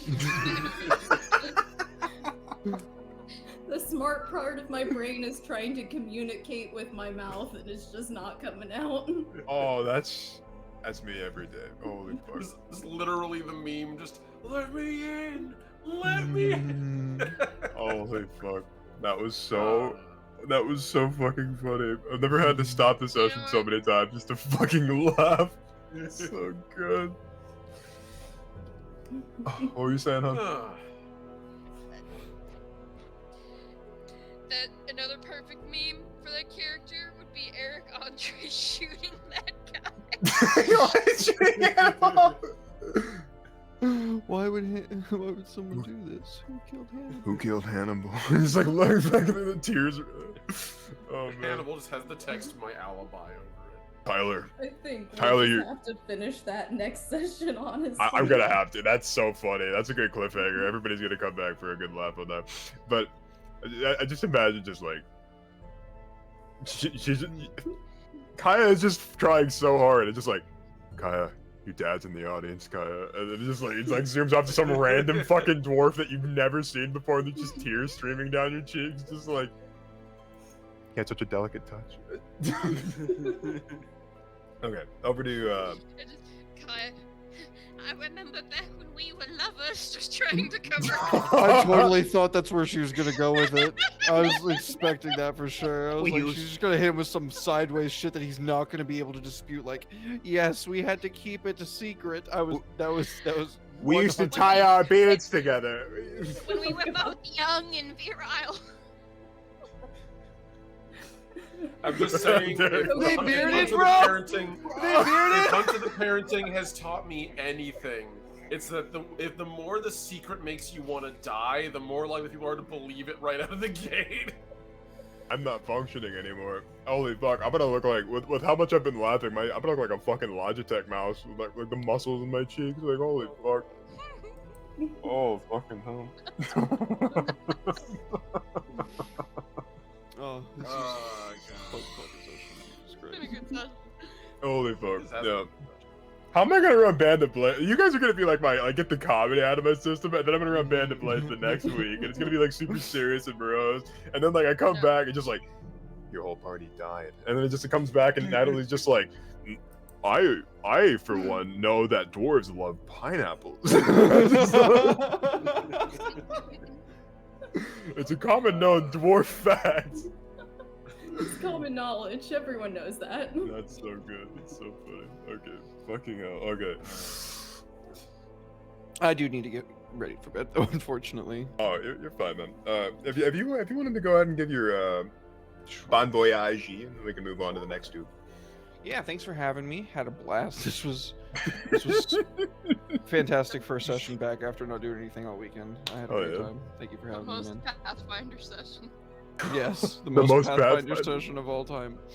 I'm Derek. You guys know me as DMDM. You can find me streaming TTRPGs just about every day except for Sundays over at twitch.tv/DMDM Studios. Yeah, that's pretty much it. I'll be live tomorrow here, playing Magic. Wednesday, over on my channel with Mouse Guard. Thursday, I'm off. I'm going to play D&D in real life at a meadery. A meadery? Yeah. Eatery? Yeah. What kind of like they make what kind of mead. Oh, meadery. I think you said a meadery. I'm like, Derek, that's called a butcher. Like, what are you talking about? I No, was about to mead. say, what kind of Meadery, mead do okay. they have there? Mead, like the honey wine. I see, Um, I see. That actually sounds amazing. I want to do that. Yeah. That sounds at a cool. meadery. I'm really excited. And then on Friday, Darker Stars. Saturday, Booty and Covet.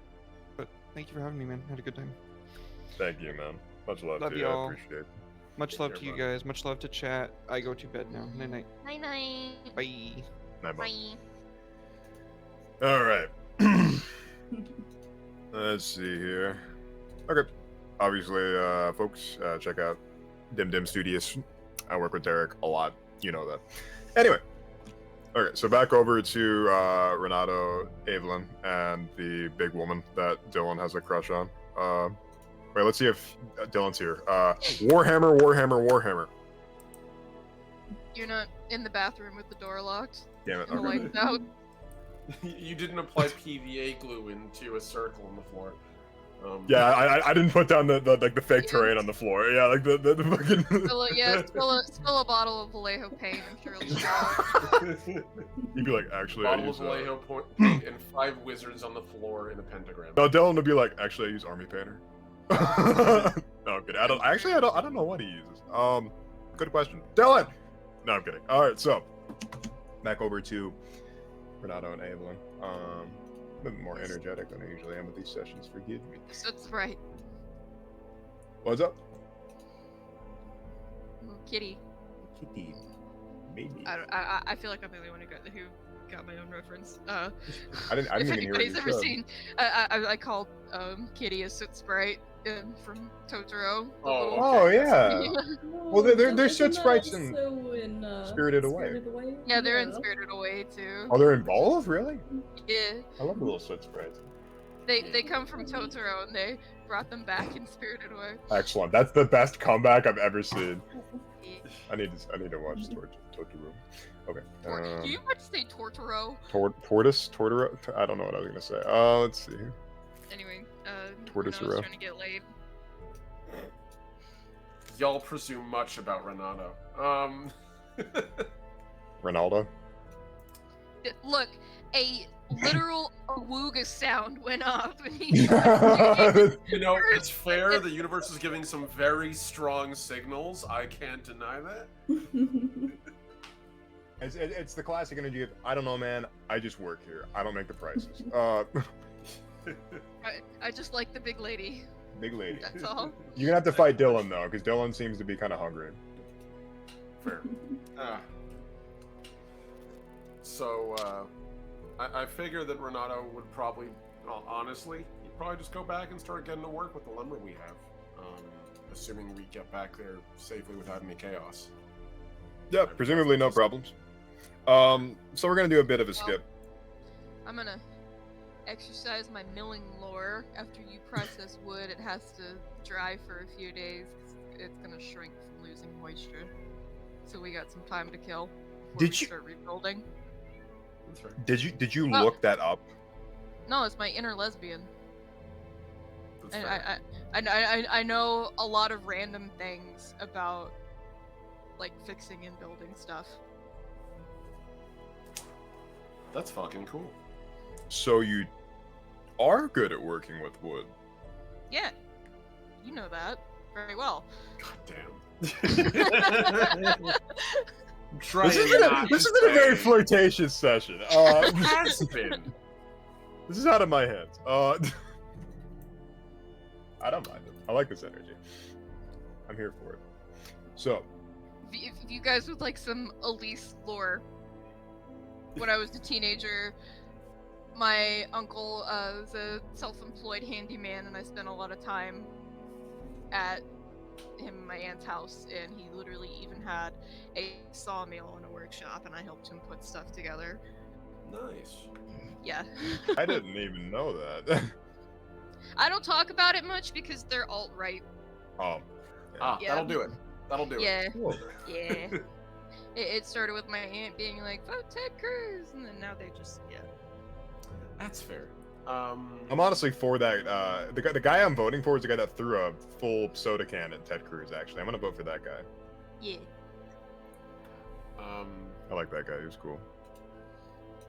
He probably got taken away by the Gestapo or something. Anyway. So we do have some time before the lumber's available. That doesn't necessarily mean that Renato is going to lay down on the job, because there's so much other shit in this place that needs repaired. Right, So, metal work and stuff like that too. There's a lot of digging that needs to be done too, because there's a lot of earth that's sort of like rolled into spaces. But Yurik's doing his best. Yurik's go with the shovel. This is probably just mostly a roleplay opportunity here. I'm not gonna like advance the story or anything, so please feel free to just like kind of roleplay amongst yourselves. I haven't really had a good like just roleplay. No plot pushing. We know what's gonna happen. We know what's happening. It's all good. So we just have like time to kill, like, or like what's going on? Yeah. Are we? I'm sorry. I went like down a little space out hole. Like I don't talk to those people in my family anymore. Come back to us. Come back to us. that's why I was like, and then just like was like, okay, so work on thing. Yeah, no, I figure Renato's probably been working as best he can to restore what parts of the structure he can and can't repair. Because when it comes to like building, like especially repairing houses, like there's a certain point where you just have to assume it's structurally unsound enough to not work with. So like, he's basically doing an audit of how much of the structure is repairable and how much of it is, give me a hacksaw and a sledge, this wall is going down because we use it. A lot of it's just the bones are there, like steel beams and girders and stuff like that. Like this thing is skeleton's there. It just needs some meat and skin back on the bones, and a lot of which is just stripping stuff down, placing with wood, replacing some of the paneling. A lot of the paneling is just kind of left behind, so you could just use that. It's not going to look beautiful, but it's gonna keep the wind out, keep the weather out. Excuse me. It's gonna do what you want. Paint and or stain it later when we have more money. Oh sure, yeah, no, like that's painting, staining, all that kind of stuff. That's gonna cost a lot of money. Plaster, that sort of, yeah, you get the idea. That's right. So, yeah, but Yurik's busy digging away. Dren is busy, probably climbing up in the steel rafters and putting in the fallen metal roof panelings. What is your digging? So if I'll refer you to the map again, which infinitely has fire on it now because of a terrible mistake that I made. You should probably like make a new page and just drop the map back in, hun. I'm gonna replace the map anyway. It's not the biggest deal in the world. Okay. Still obnoxious. Just like, oh, I want to use a cool fireball effect. Now it's there forever. Oh no. It's just letting us know there's this weird ghosty dude here, and he just occasionally bursts into flame. Derek panicked so hard. Okay. My page is not loading. Yeah, it is not loading for me either. That's a great sign. Uh-oh. It's because Derek shut his. For me, it's because Derek shut his computer off. No. That's all right. No, we can keep going. Yeah, he runs the Foundry server. It's not a dedicated server. If it was a dedicated server, it'd be hella expensive. Kicked out of the game. That's all right. That's all right. We don't need dice. We're just role playing. That's fair. Dice are important. Yeah. I have my Pathfinder dice roller anyway, so. Yeah, that's fine. It's all good. But yeah, there's a bunch of dirt in this place. Is the big thing. Yeah, I was gonna say like you. Was overgrown. Gotcha. Yeah, so there's a lot of stuff that needs to be dug out and stuff like that. So that's what Yurik's doing with an old entrenchment tool. Funnily enough. Ooh, nice. Okay.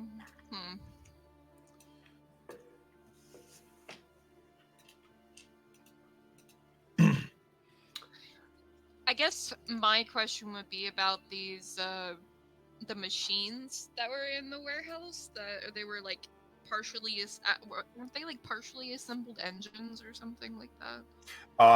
They were machines for all sorts of things. I mean, you're not an engineer, and neither is anybody you know.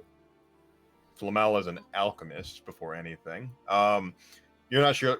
I mean, this stuff's pretty alien to you, so you couldn't really lay a finger on it.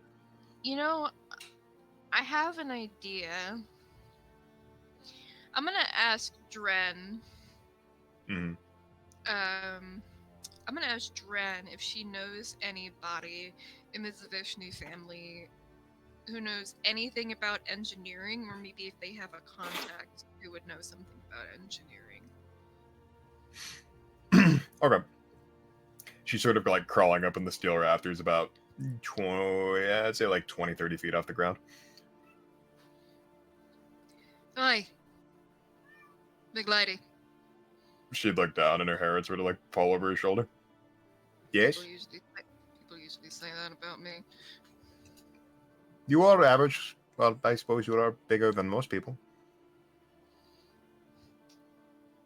Avon will have like a moment of an existential crisis, like, huh? I need to be largest taller. woman in the- like, I I'm not always the largest define myself by my size. Oh shit. No, she's just like, I'm not used to not being the largest woman in the room here in Gentroff anymore. You know anybody who knows anything about machines? Anybody Yes. right down in the Disney family? She'd nod. Yes. Can you point me in their direction? I'm not sure if they are at your leisure. I know some about machines. I'm not an expert, but I know enough. Well, then can you tell me what the hell all of this is? I'm just gonna gesture broadly at all the stuff. She'd start climbing down from the rafters. She had her sleeves all rolled up. And she'd be looking around at the machinery that you were gesturing to. She'd run her hand over it and like brush some dust off of it. Oh, I'd offer actually to let her borrow some of my clothes, since Avon's clothes are oversized for her. So. Oh yeah, they would fit her like pretty well actually in that regard then. Yeah. No. Avon. Avon likes to wear clothes that are at least 3 sizes too big for her. No. Got the Billie Eilish vibes. Yeah. I mean, she wears like a waistcoat and suspenders, but like her tunic and trousers are way too big for her, even though she's enormous already. So. Yeah.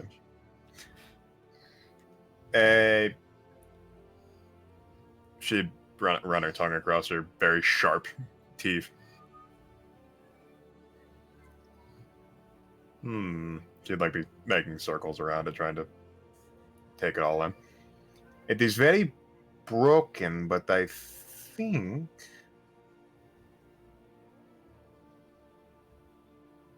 yes, this was a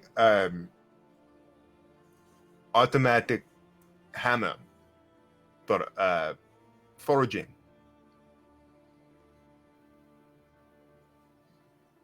Come again? You blacksmith hammer come down, bang on metal, shape it. And this is automatic. See, there's a pedal here. Should walk you over and show you. You push down on this. It is powered by steam. This is the steam vessel. She pat this tank. And then powered by steam, the hammer goes down, up and down repeatedly. Makes work 10 times as fast. Huh. So if it's broken, can we maybe fix it and resell it, or should we scrap it for parts?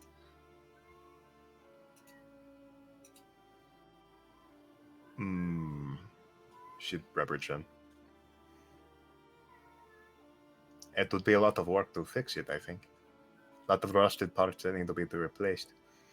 It is of Resorge, I believe, the design. I suppose I'm trying to ask, are these things expensive? Could we make some good money off this? They're very expensive. She'd nod.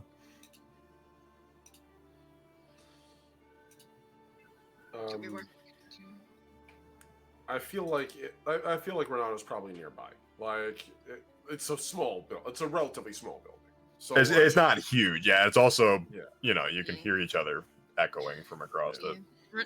Renato's making inventory of the structures. Evelyn's making inventory of the contents. She has a small notebook and a charcoal pencil and is jotting things down. That's fair. I'm pretty sure Renato just like has 2 things of charcoal, one color, one in another, to be like, yep, this is fine. No, this isn't. And like literally, that's what he's doing, just going through marking the walls. At hearing that, he would turn around. We can't get rid of too many of those. Part of the way we're going to handle our guest and honor our agreement with him is that we were going to fix that machine out back. I imagine a steam hammer might be useful for that. Some of it might be worth selling, but we can't give away so much so that it puts us back to... Oh, less than refurbishing where this we are. place ain't free, and I don't know about you, but I ain't made money. That's fair. And I ain't like after ghosts. Is there something I should know about, or? Oh, you didn't tell her? It didn't exactly come up. He pauses and just sort of gestures to the tree. Dren, We got a roommate. the spirit's tethered to this place. It's not hostile. We're trying to placate it. Old man, make something of yourself. And he's just gonna knock on the tree lightly. He doesn't appear. It's fine. He comes and goes, but he's here. So if He you didn't like see... the way you're talking about him. That's fair. If you see an old man wandering about, he's harmless. Just don't threaten him. Or the tree. And he sort of just like pats where the burn is on it.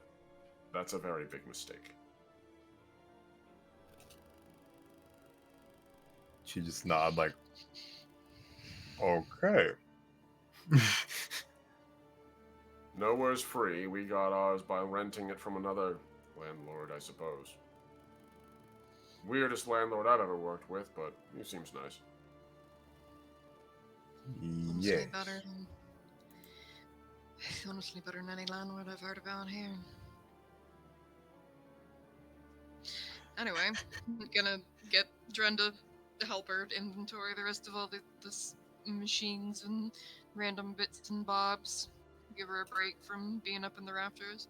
You know what, Natasha? I've had this chicken on my desk for 2 hours, so I'm calling it out now. Nobody said anything except for you, so at least got me a chicken as a getting home present for getting home from the welcome home gift for getting home from the psych ward. So got me a little chicken. Chicken, you chicken.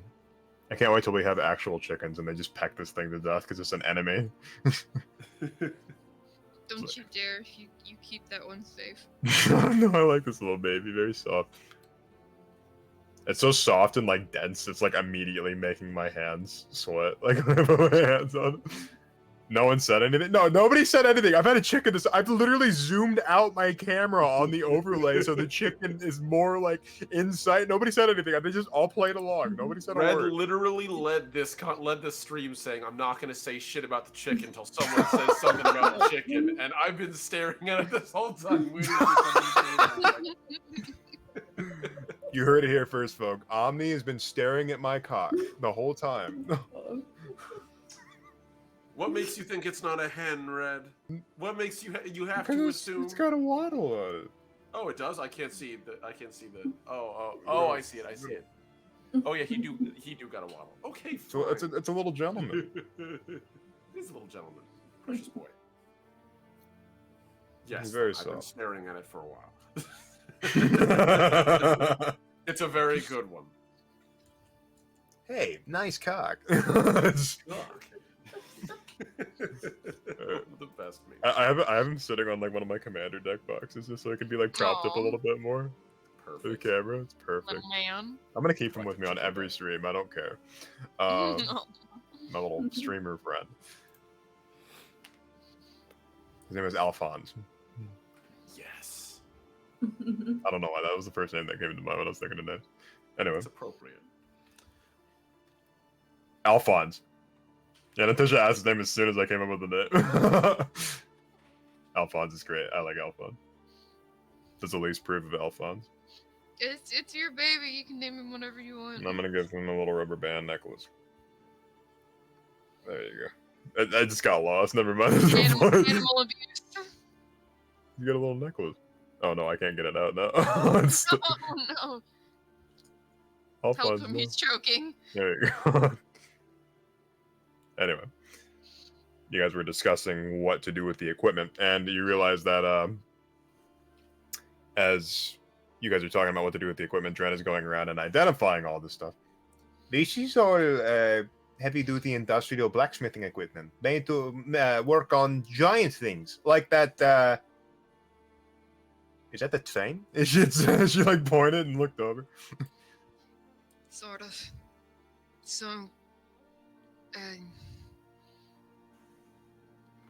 since no one else is here to ask this question, do you think we should keep one of this? We wanted to finish that thing.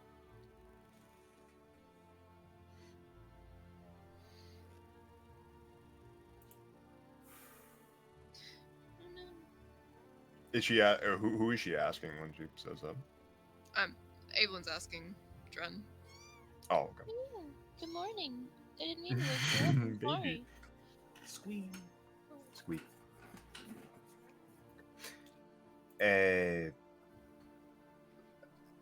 You said you have a favor to fulfill? We promised the fella who's here that we'd finish that thing. That machine for him. Trackless locomotive, I think is what he called it. It's his life's work, and if we finish it for us, he'll let us stay here, and when it's done, he'll be put to rest. Ooh. Well, that sounds like something out of a storybook. I like this.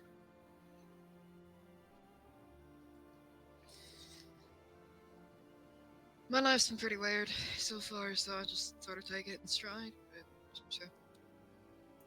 You got that right. Jerick would say he's just kind of like digging dirt and flinging it as far from the place as possible. Why don't have to be so bloody hot today? When I take a break, I'll pick it up. You can take a break too, John.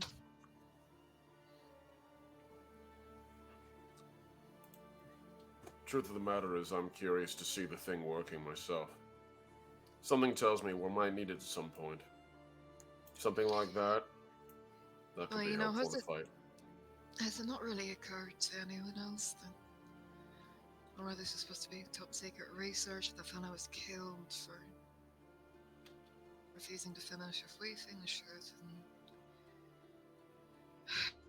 those folks called the God Ants figure it out, don't you think they might come after us?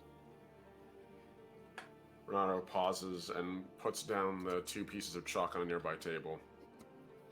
And he turns and gives you a look, and it's not like angry. It's just very tired.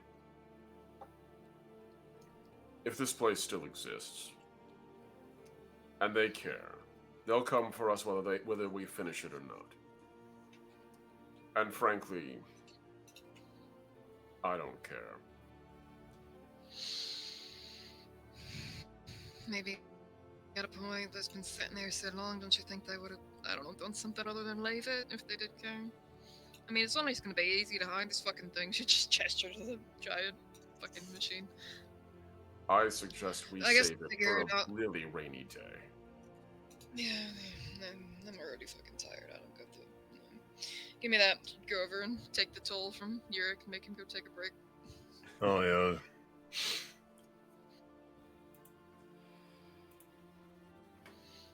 Dren seems like utterly infatuated with this trackless locomotive.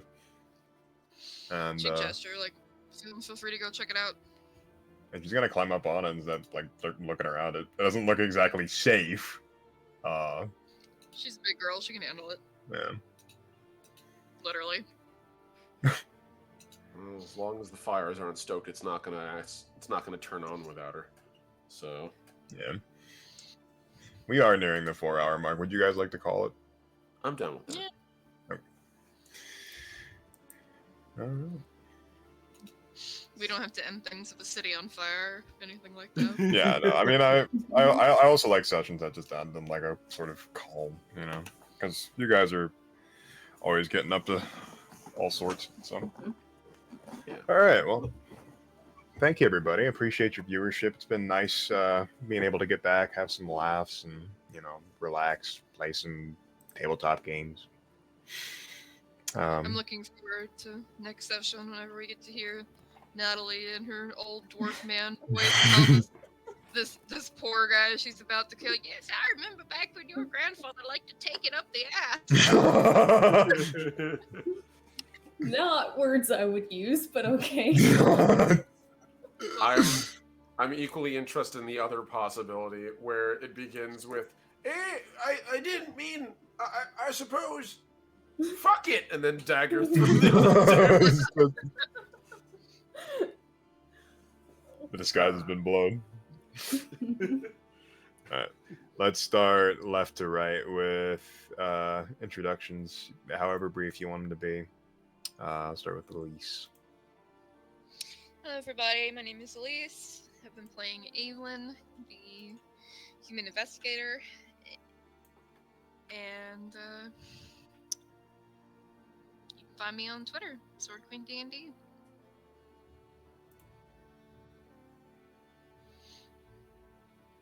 Oh, that's it? Okay, sorry. I was just like, oh, okay, that's short and brief. I was still looking for your Twitter. I was gonna say, I was still looking for your Twitter when you said that. Let's see. I'm tired, I want to go to bed. Hello, I've run out of jokes to crack tonight. Understandably so. Thank you, Elise. I appreciate you, sweetheart. I'm really happy to be here, and I'm really happy that we were able to play this game, because I am glad that you're here and we could all have fun together. Yeah, me too. I would have been pretty fucking upset if I was on a 96-hour, but thankfully things didn't work out that way. So, Hell yeah. I also would have been quite upset. well, yeah. Thank you, honey. Thank you for the chicken too, by the way. You're welcome. Alphonse. All right, Natalie, otherwise known as Kaya, otherwise known as Dwarf. Old man dwarf. Mm-hmm. Well, I guess I will be on Derek's channel Wednesday playing Mouse Guard with some of y'all. And then Saturday on Derek's channel playing Covet. And that will be about it for me. I've been thinking about starting an Instagram for my art, but I don't know. I mean, go for it. People tend to steal more from Instagram, but probably not more than they did from Twitter, and I used to post on Twitter, so... I feel like there's not a single social media platform that's good for artists these days. Like, it's all... Truly. Some bullshit. Yeah. I mean, fuck it. Do it for you. I mean, yeah, like, especially with AI art. But yeah, if you want to, just do it. Yeah, agreed. We'll see. That's about it for me. Thank you, Natalie. I always appreciate your hijinks. It always making me laugh. I never intend to, I don't start the session thinking that I'm gonna do something crazy. I just go with the flow, and I guess that's how my characters end up. It's so great, though. I appreciate you. And the last, but not the Omnitech. Fuck, Jake, just fucking do your outro. Hello, everyone. I'm the last Omnitect, your favorite robot American. You all can catch me on my Twitch channel, twitch.tv/TheLastOmnitect, all one word. At my Twitter, @TheLastOmnitect, all one word. At my Instagram, same thing. I use the same handle everywhere. It's TheLastOmnitect, all one word. Trust me, you'll find it. On top of that, you guys can catch me this week. I'll be doing 3 streams on my channel. Wednesday, we're going to be doing in the morning a episode of the Rule Smithy, where we're going to be making rules and rule systems for the different games we make and play. including this week we're going to be working on Legacy and also Mouse Guard Warfare rules. So keep an eye out for that. On Thursday, we're going to be doing the Breakfast Club, where we all hang out and have ourselves a lovely breakfast date once a week. We play some video games and vibe. Might play a little bit of Destiny, might play a little bit of Sonic. We'll see how I feel. Honestly, Frontiers has been really fun lately, and we have a lot to talk about. And then finally, this Saturday, we're going to be doing the Stellar Forge, where I do live world building and art streams on my channel. I'm super excited to get back to that. And this Wednesday on DMDM Studios, I'll be running Mouse Guard, as mentioned earlier by Natalie. And we're going to have Red, Derek, and Natalie, the full crew there. I'm super excited. They're on the middle of like a really big thing, and I'm super hyped. On top of that, you guys can catch me here, and as well as also... You got the Mouse Guard book! Yeah, hell yeah! That makes me so happy. Yes, the cult grows! Yes. The Moogard book. Oh, So happy. It's like a whole set. That's Yeah, pretty cool. isn't it awesome? Yeah, they give it's a whole thing. That's so cool. Yeah, no, I can't recommend this enough, guys. I'm not like sponsored in any way, shape, or form, but like David Peterson and Luke Crane knocked this shit out of the park. It's really fun. Other than that, yeah, you guys will find me here on Redemption VA as well as also on DMDM Studios. I'm playing like half their games. In Red's case, I think I'm playing literally all your games. So, Yes, sir. dude, it's a pleasure to have you back. Much love, and thank you all out there in the audience for watching. You guys make this fun too. Thank you, man. I always appreciate you. I'm looking forward to torturing you with Mono Blue tomorrow.